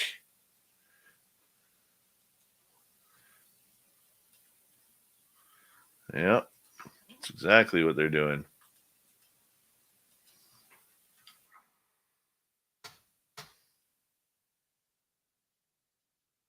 How are babies made? Well, you put the lime in the coconut and you swish it all around.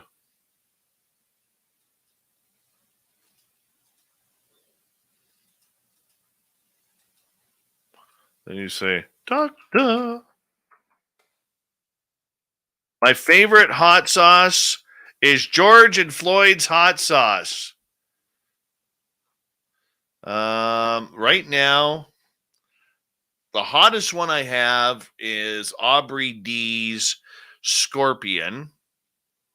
I have not, I forget the name of one that I have. It's still unopened. It's sealed by wax, and it's a ghost pepper one. It's from Canada here. Oh, shoot. Did I mistitle those? I so did. Son of a.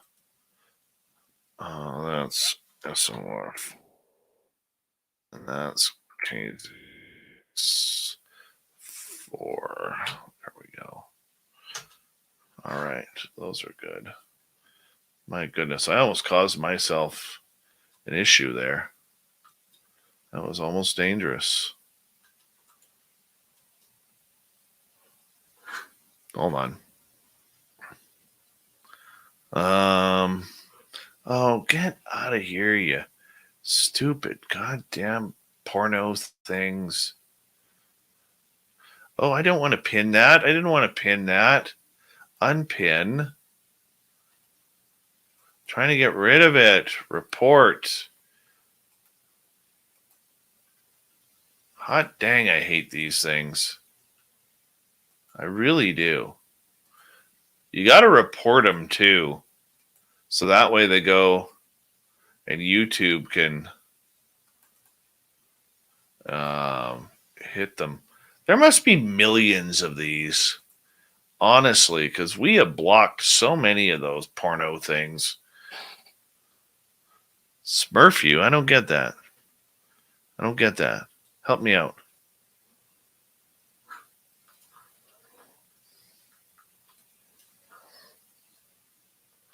All right, that's the end of that one.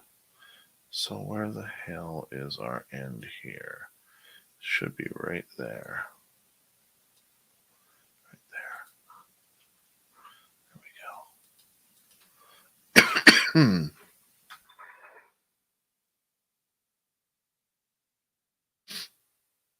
The lip blade. Looking good.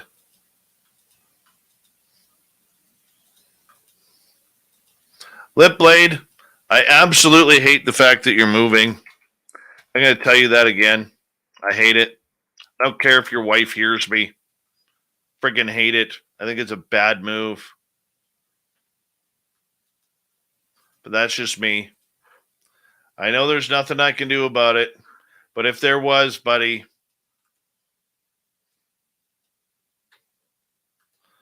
if there was, I'd do something about it.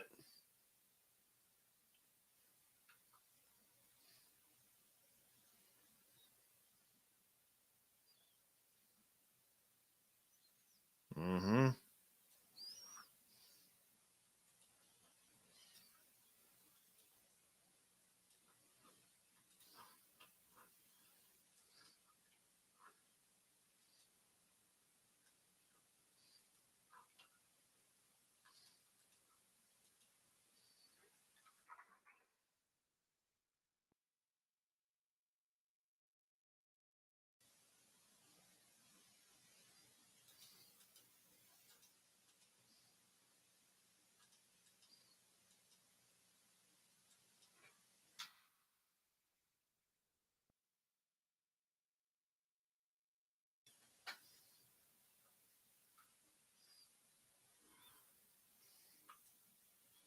All right, we got that done.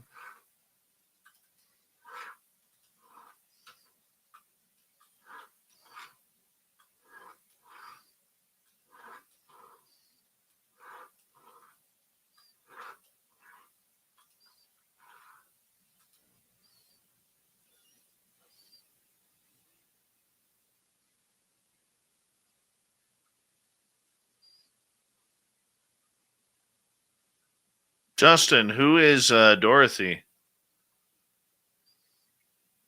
I don't know any Dorothys. But that's really sad. I'm sorry to hear that.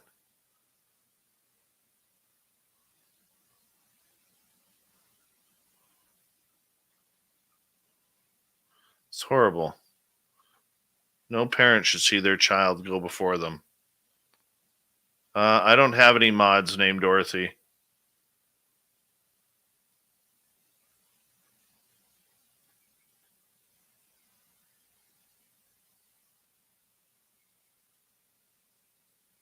But either way, it's still very sad. And send her all the love and prayers in the tough time she's going through.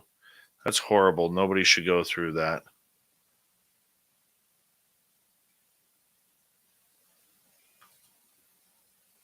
Feel bad about that.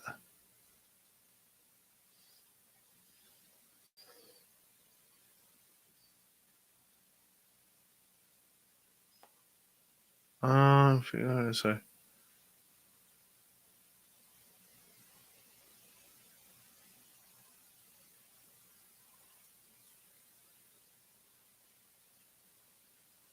Yeah, send her the love and prayers from all of us here at Spaced Out Radio, Justin, and tell her we're thinking of her. and we're sorry for her loss. Yes, easy edit tonight. No swearing. That was after the show last night. That was a big laugh by the crew. I went back down there and met up with them. That was a big laugh. Oh yeah. I lost my nephew. It's coming up on the 4th anniversary of losing my nephew to fentanyl. I hate that shit. I do. I'll be right back, people.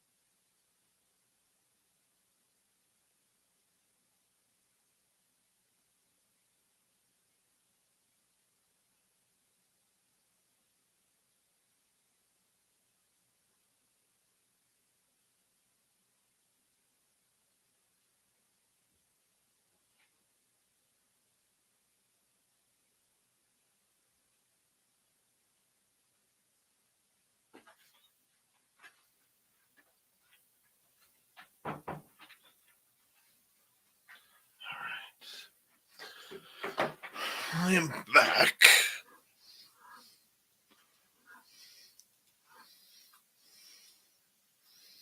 Move that there. Put those in there. Get rid of that. All right.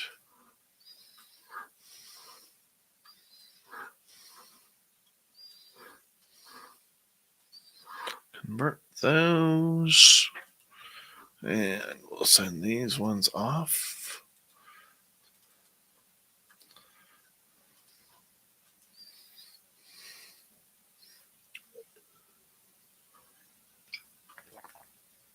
Mm-hmm.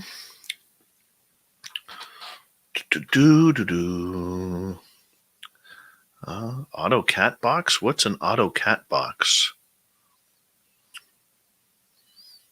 Don't make me look that up now.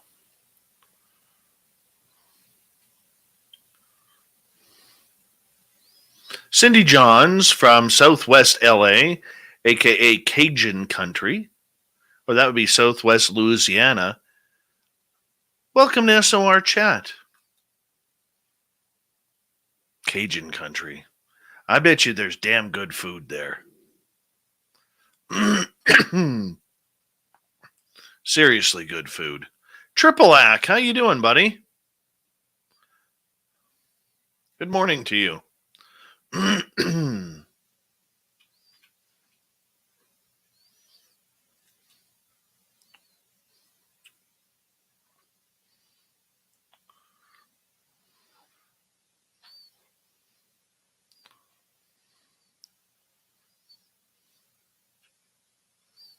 I gotta Google auto cat box.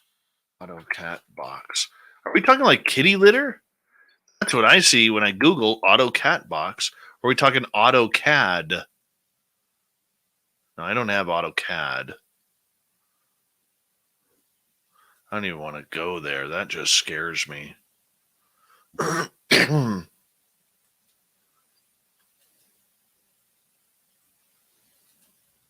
was nice. Just sounded like something pushed on my studio door. That's always pleasant when that happens. Welcome to the show.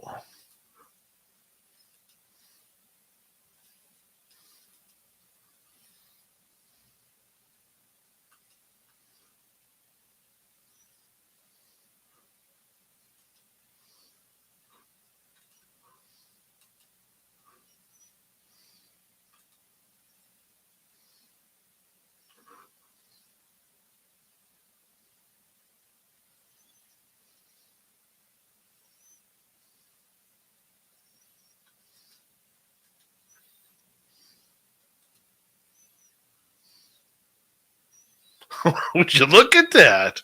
Isn't that right? Isn't that right? Would you look at that?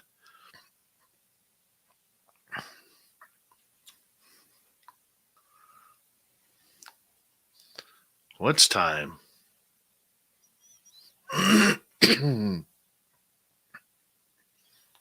Well, we kind of already have that lawnmower girl in the YouTube channel.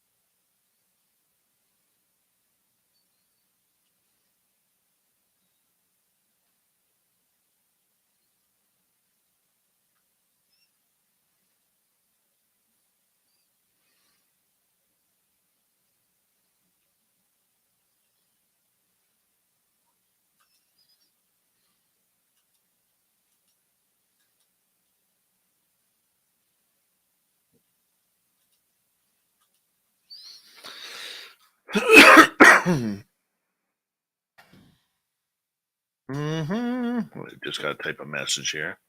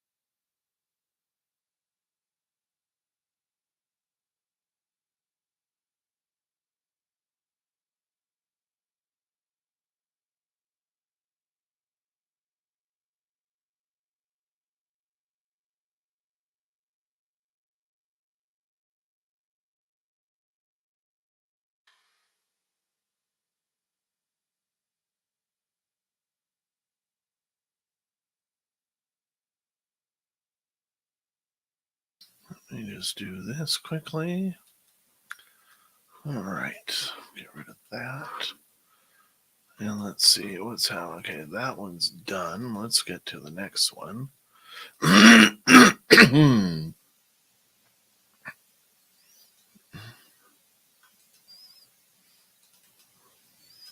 Upload.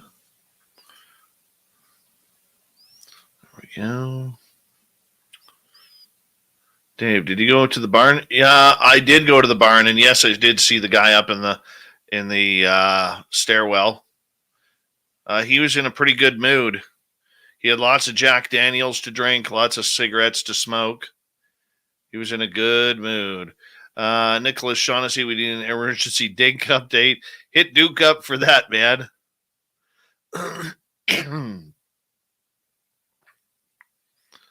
Emergency dink.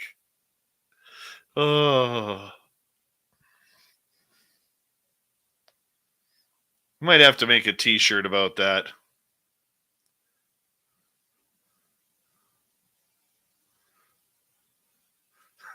We may need one. Let's see if we could make one here. Let's go to Pixabay. In emergency. Let's go to vector graphics.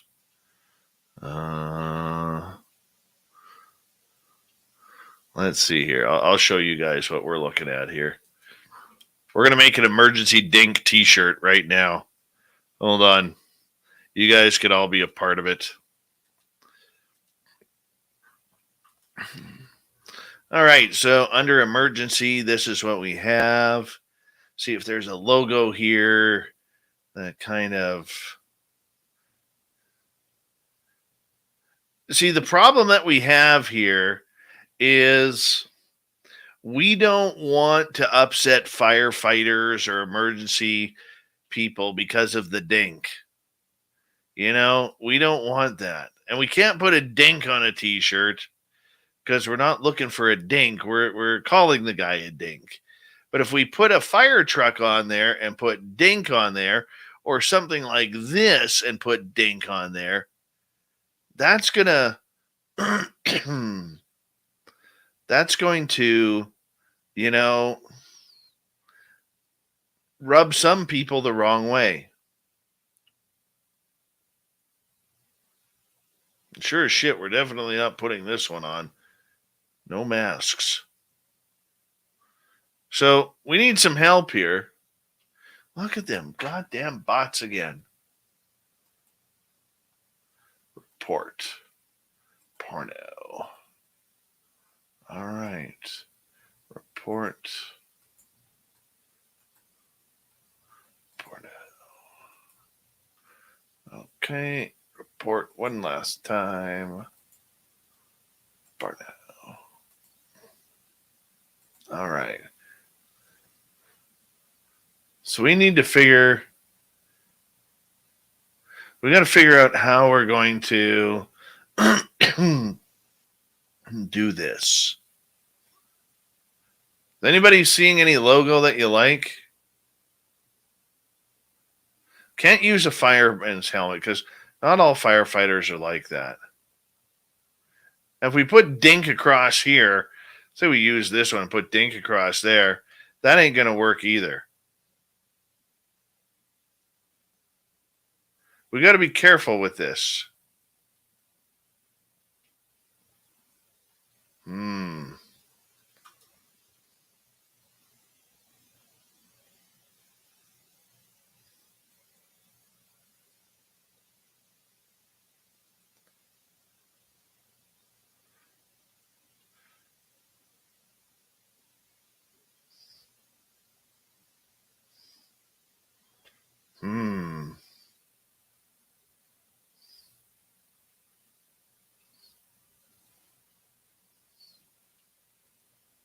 Let's go back a page. Hold on.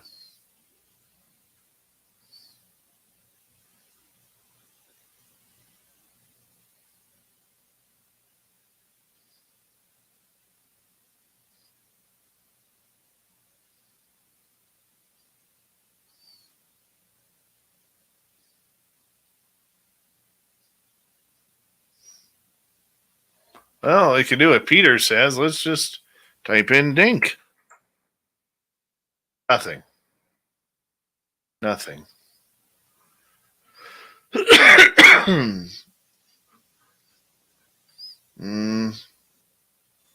Let's type in firefighter.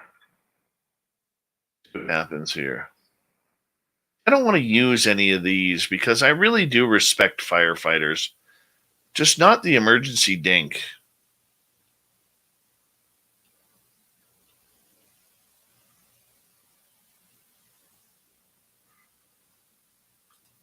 If I make this t-shirt, you people better go buy it.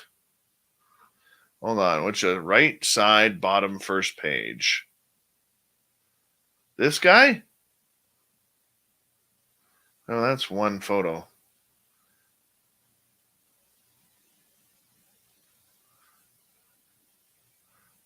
Green runner. This guy?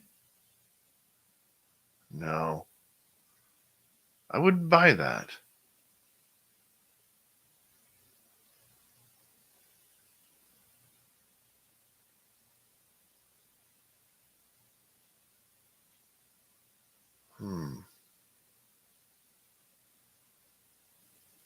What else can we try? EMT.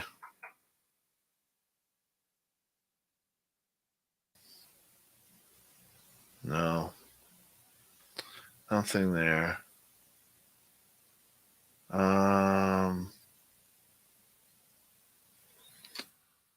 Ego. See what comes up on ego.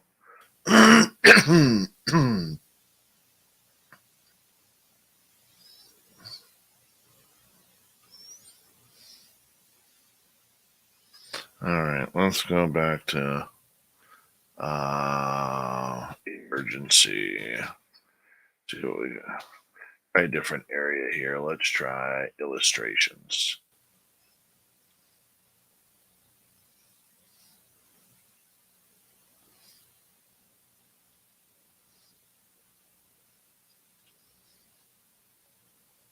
See, if this guy was facing forward, that one would actually be kind of cool.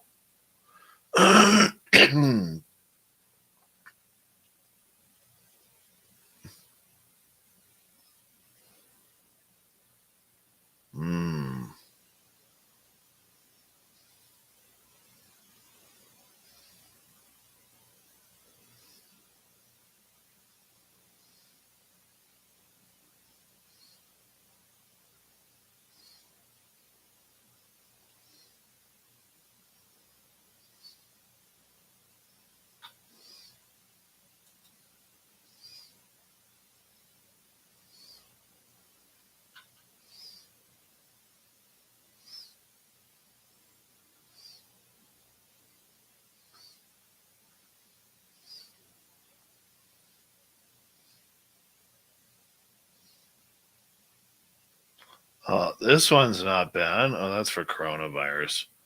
Don't need that.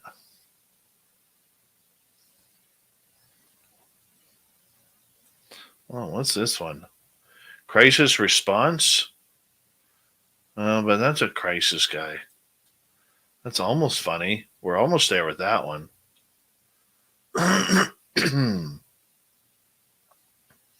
No, nothing to do with nurses.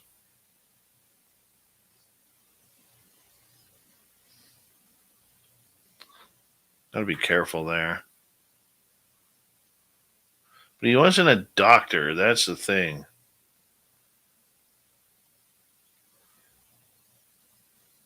Can't use these guys because I don't want to insult firefighters.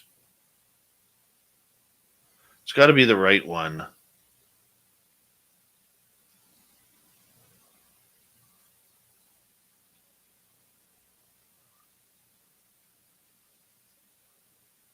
Oh, that's good, Joe Monk. Hold on. Hold on. Let's go. Lights. Hold on a second here. Ooh, maybe onto something. Okay, so they're only giving it. I can't use these bottom ones because these bottom ones they want me to pay for.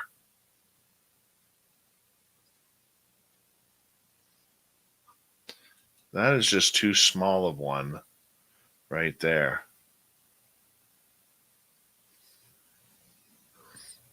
That's kind of what we're looking for.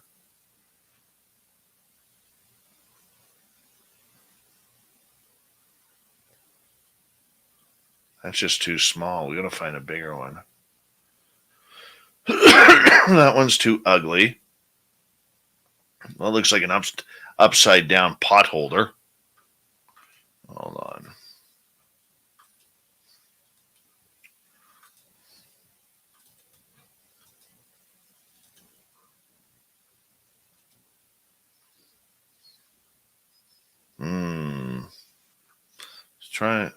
Let's try vector graphics on this one.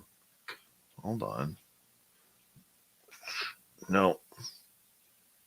Like something like that we need. Or like that. Instead of ugly like that. Emergency lights. Red lights. Try that. Maybe there'll be something here. Hold on. I think we're getting closer. So that's a goal light. Can't use that. Getting closer. I can feel we're about to find it here. Next page. Come on. Come on.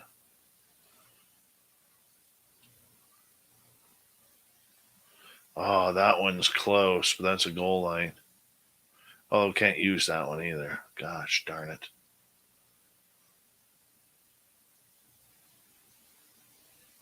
I don't like that one. I wouldn't buy that one. Red lights? Let's try red light. See how that works. Is it any different?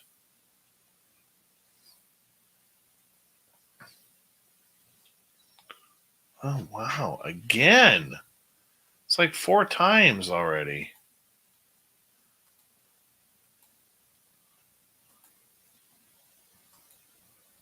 Yeah, let's go back. We'll go back to the fireman page.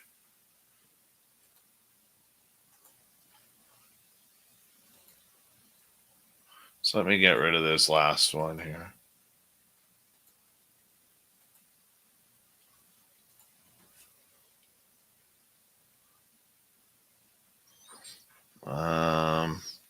Fire truck.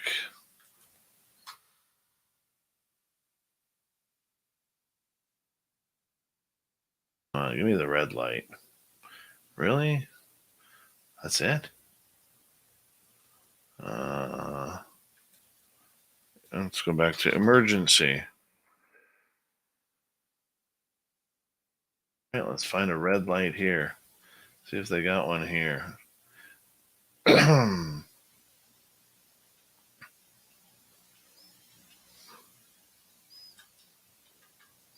See, there's that one. But that to me looks like an upside down pot.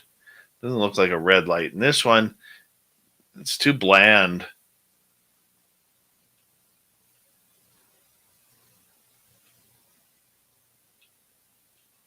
I want something a little shiny. Like that would be cool. That one on its own. But I can't get that one because that's one of those charge me ones.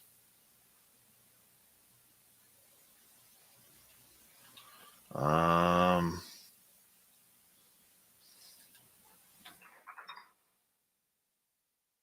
they're the same fucking ones. Hold on.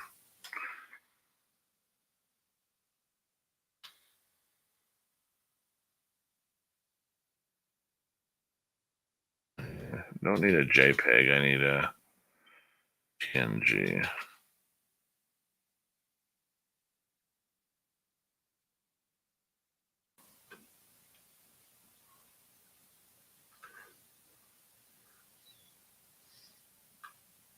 Let me just see if we can steal one from here. Bin.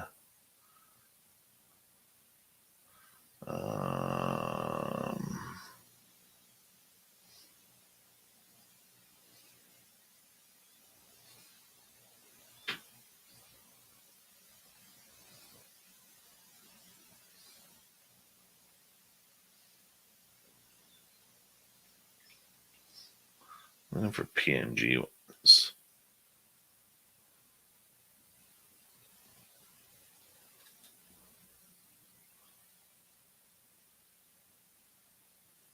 Yeah, the coloring there is kind of ugly, though.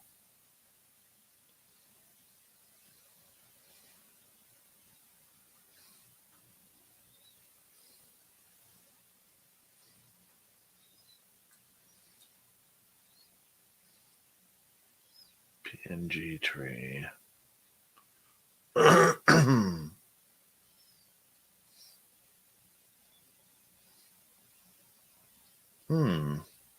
That looks like Jello.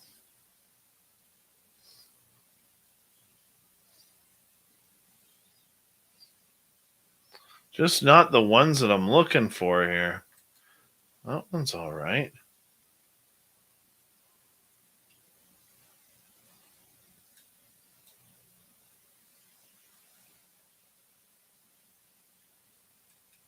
Hold on here. Red light.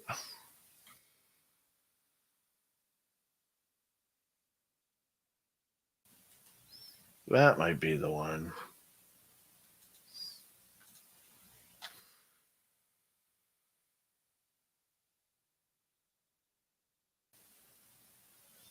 I don't want that. I want Pixlr.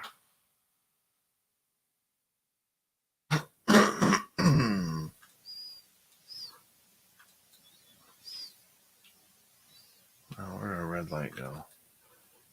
All right.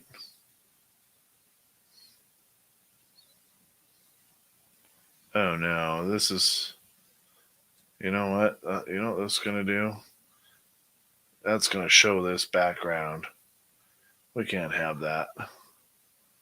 See if we can get rid of that background. I don't want to resize. Don't want background. Oh, maybe we can do the background. Let's go like here.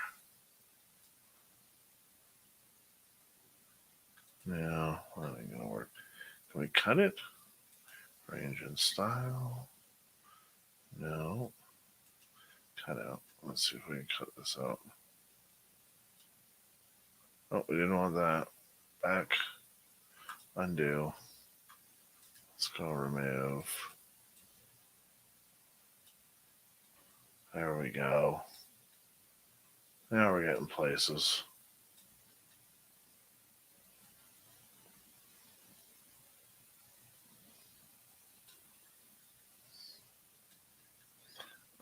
Yeah, I'm going to have to... Oh, that sucks, because I'm going to have to trim all that lighting off. That really sucks. That's okay. Maybe it'll look good. Let's be positive, Dave. Let's be positive.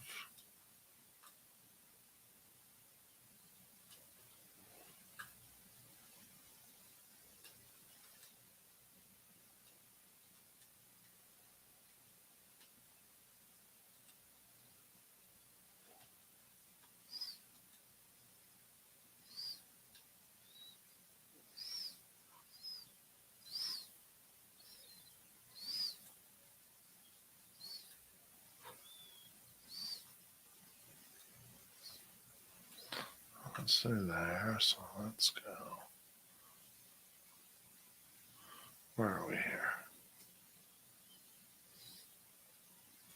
Maybe the brush. That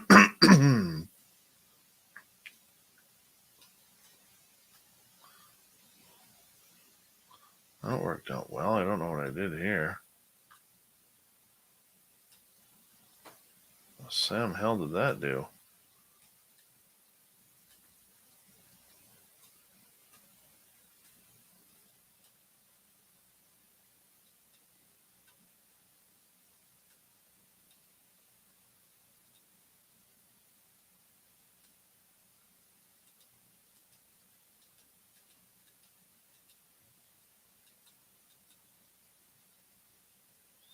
I don't like that.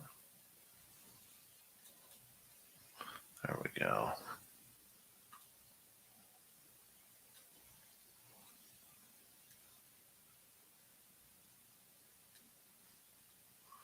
Clean that up.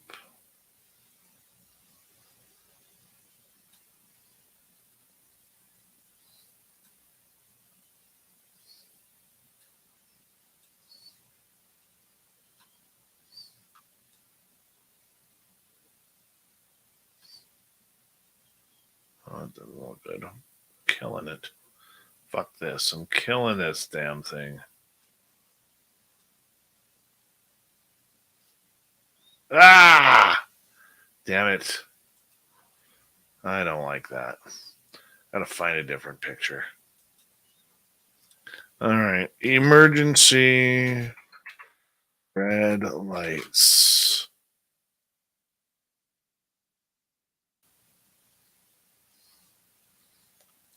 And that would be PNG.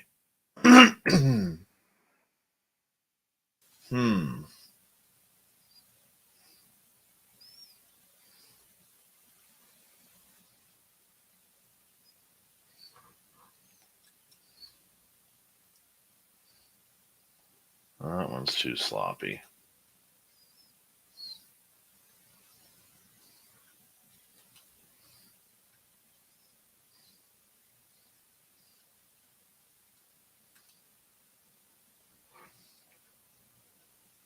There we go.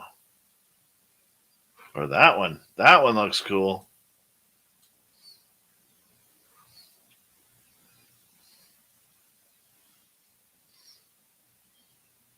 Download this fun.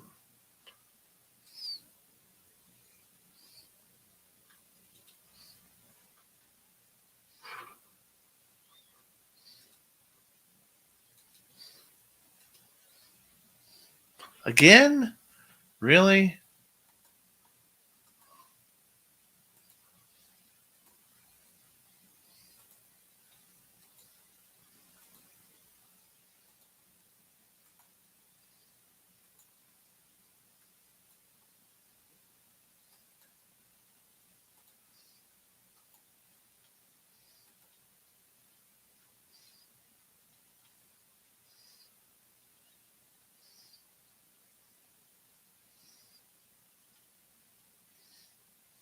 Or, hold on. I just had a power idea.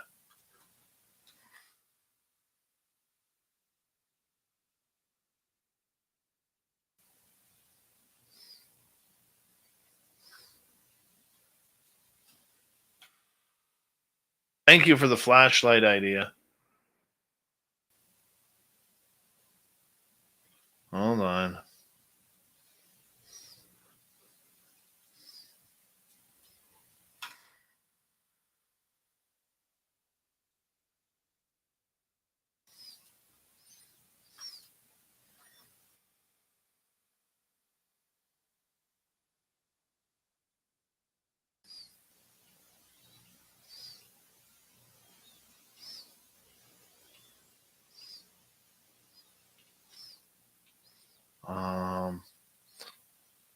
What are those lights that you shine in the sky? What are those called?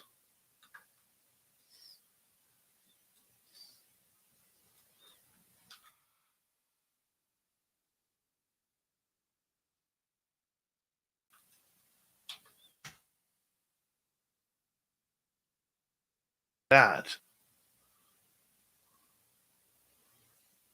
Like instead of calling Batman, we're calling the Dink.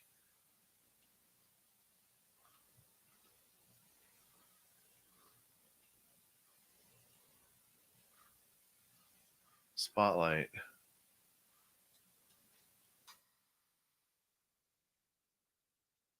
Spotlights are on stage. They're all pointing down. We want one to point up. Marker lights? Let's try that.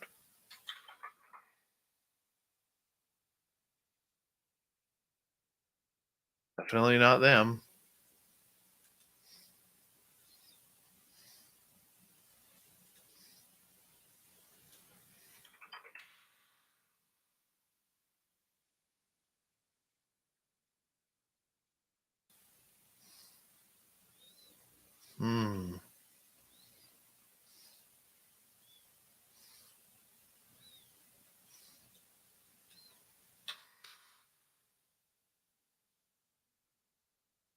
I always thought there were searchlights too.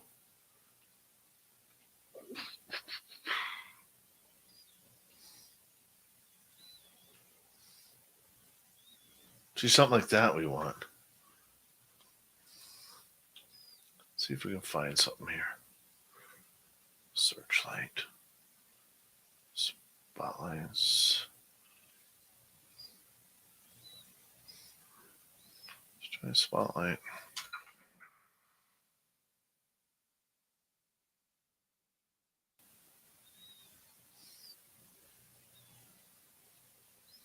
No, those are different.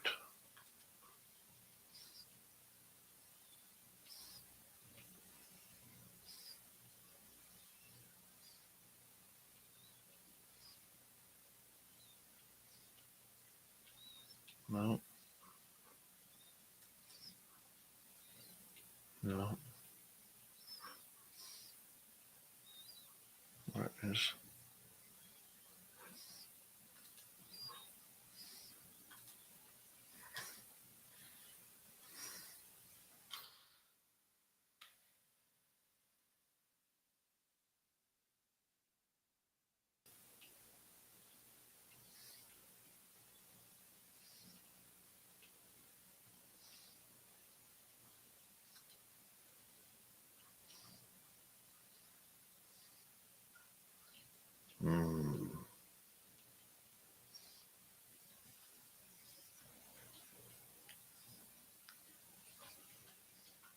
That's nice. We might have to go back to the original.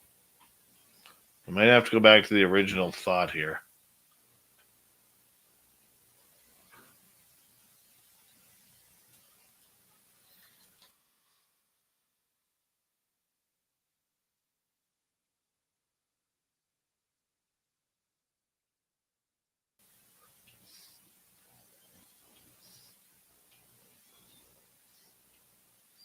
Movie premiere lights.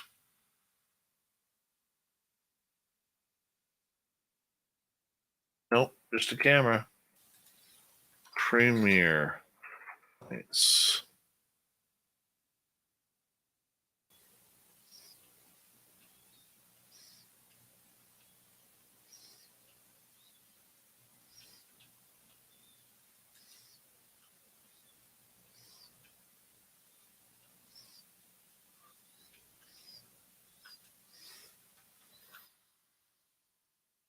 Air raid spotlight. Nothing.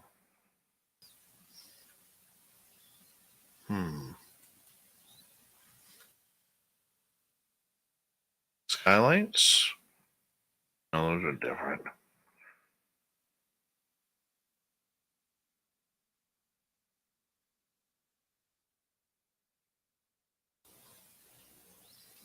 God damn. Well. Oh well. Remind me about it. We'll do it tomorrow. All right, that's done. Okay, so let's record this freaking thing. Shall we? Let's record this thing. A non-hockey announcer voice. Isn't that right, Darcy Weir?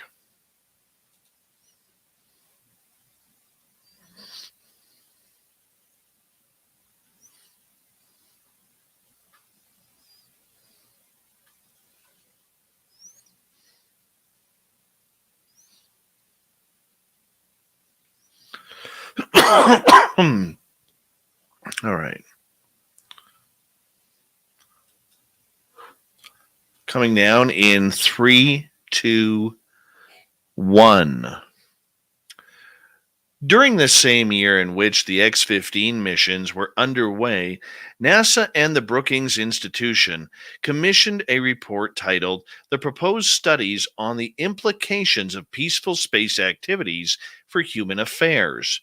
The report is made most famous for its section titled "The Implications of a Discovery of Extraterrestrial Life."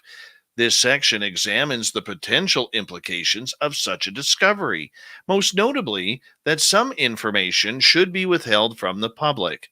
information such as face-to-face meetings with extraterrestrials. Son of a bitch, a one take. There we go.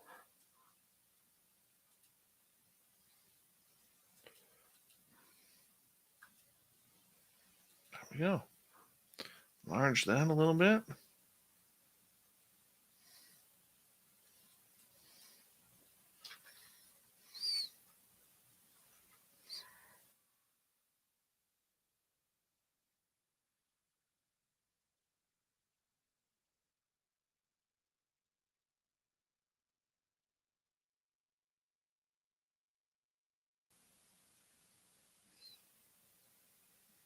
Sky searchlights. Okay, we'll try that. Hold on. Let me just get this off to Darcy here. So I didn't like that one. Let's go here. All right.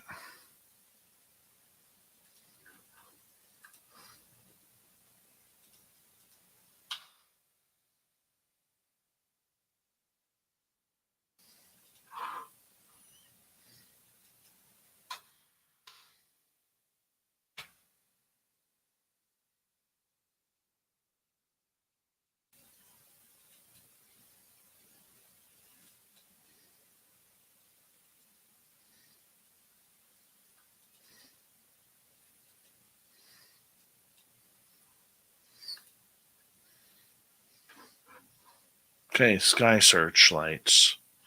All right.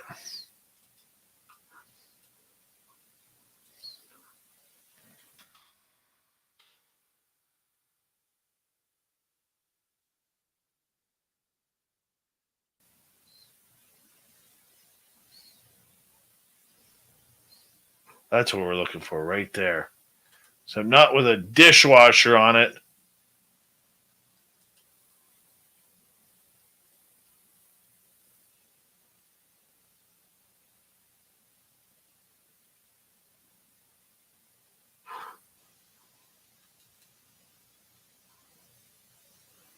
Hold on.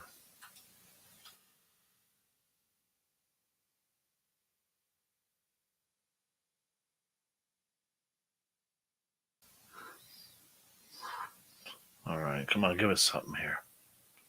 Give us something.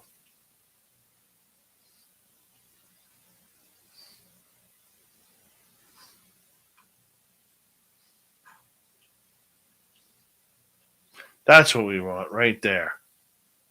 That's what we want right there, but we can't have that one.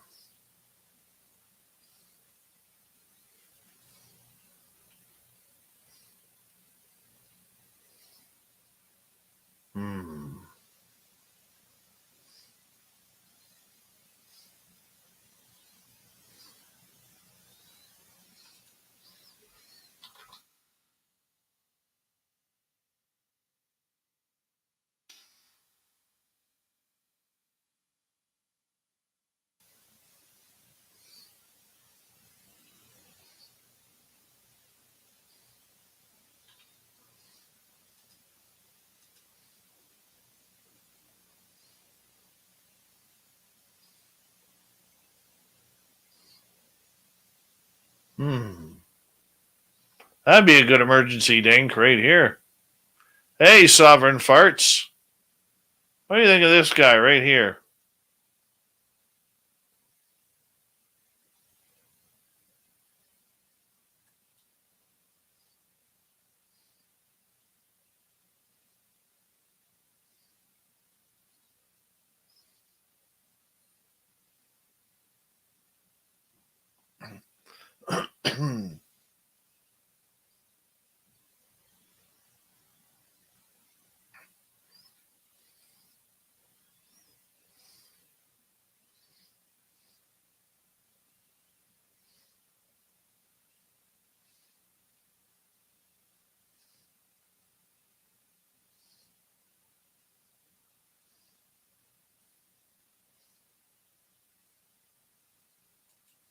All right, we're saving this one. ED Headman.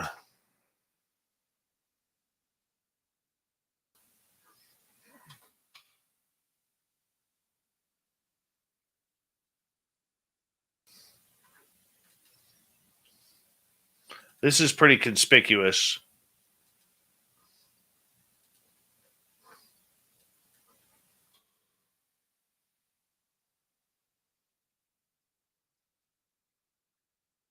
Hold on.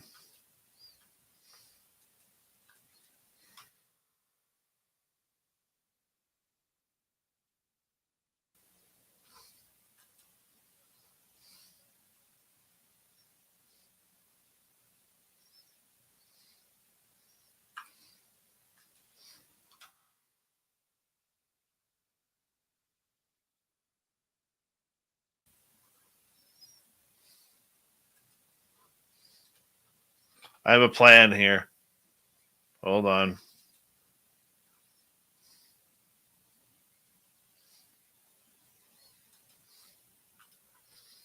Okay.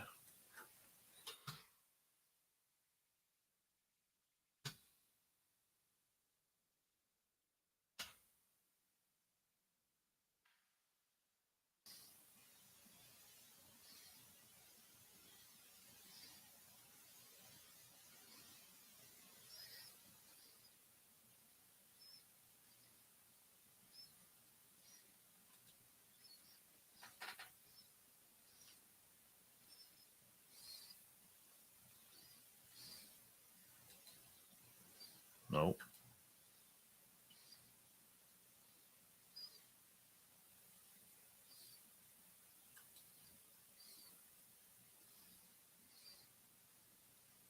Nope.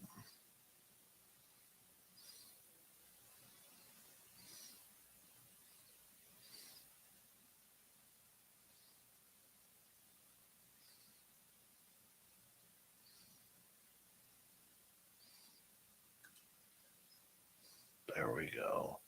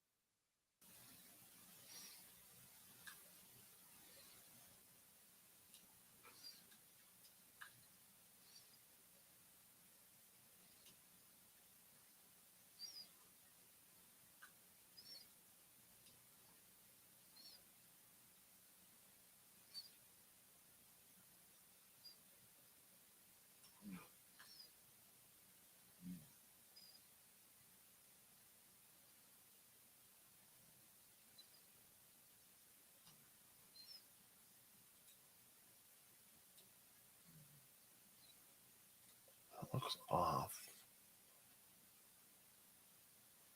Right there. Down a little bit. That is off. About there. That look good?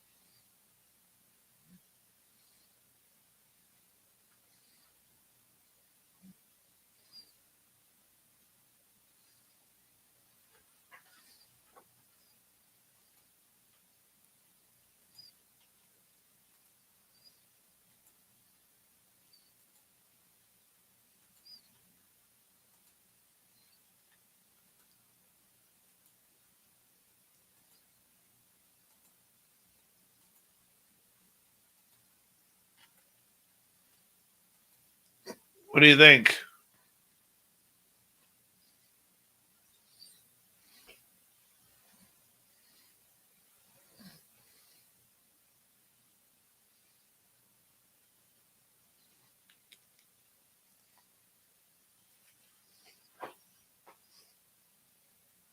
Hey, Pets in Love. I'm liking this.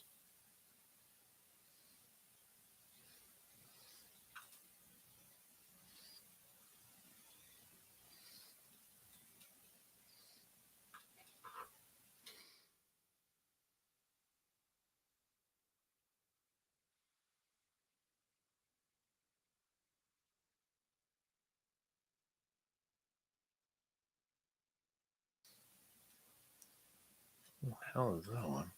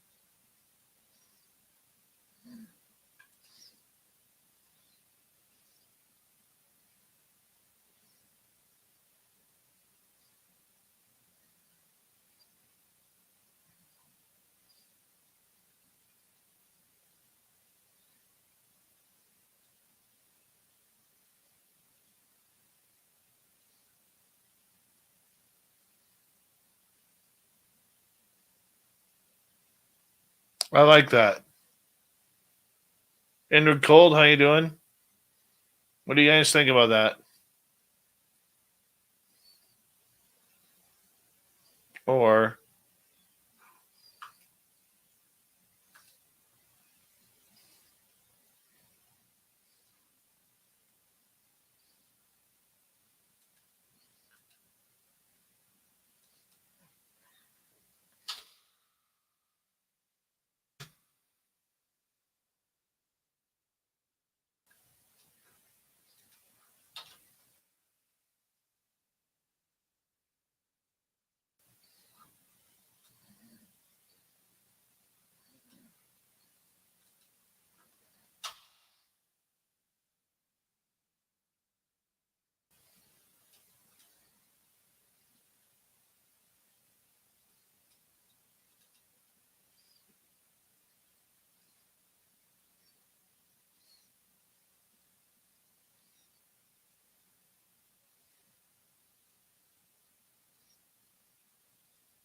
hey, Preston Beckett, how you doing?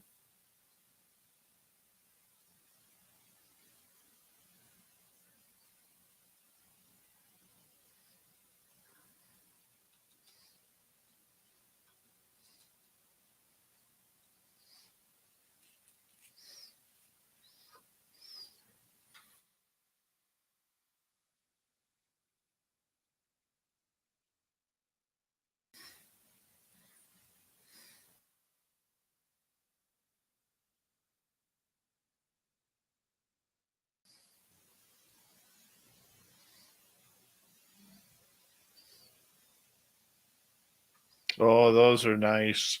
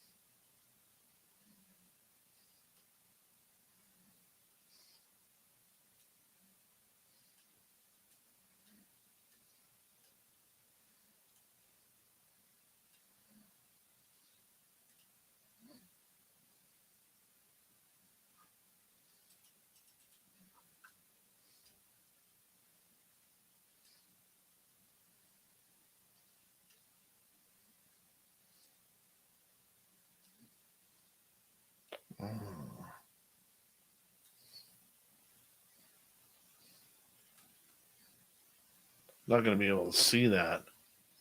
Shoot. That is such a good idea. I know what we can do with this. Hold on. Let's get rid of that. Let's just cut that.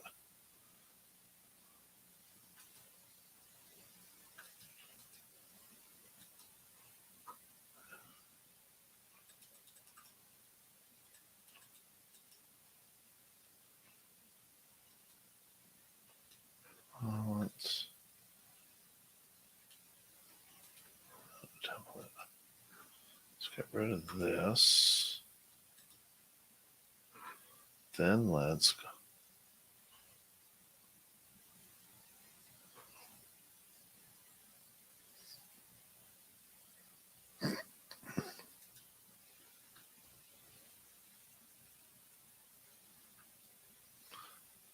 Hey, Jim Chambers.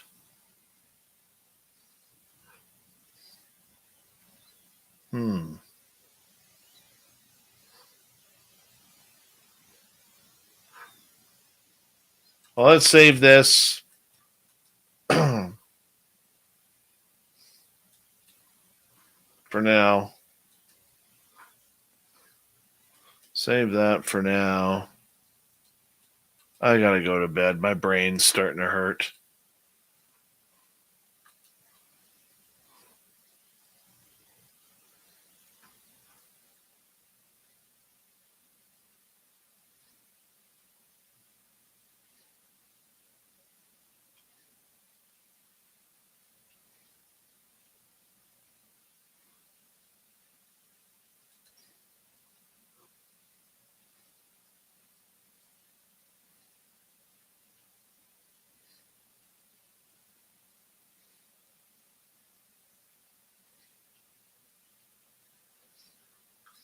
All right, guys, I'm going to call it the night. I want to say a big thank you to Big Dog, Science Bob, Ghost Dragon, Donnie, Cat Chaser, Lala, and Dennis for the amazing super chats.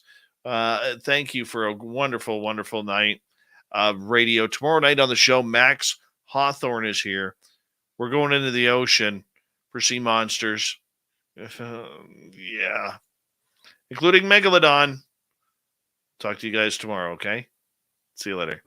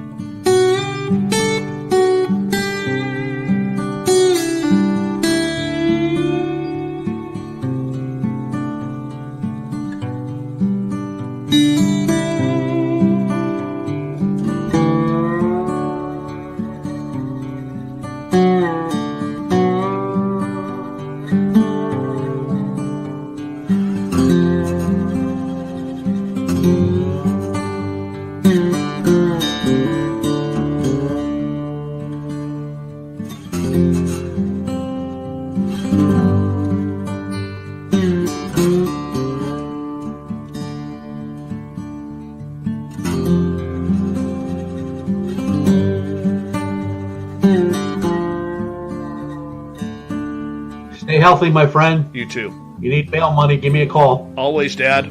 Take care. You too.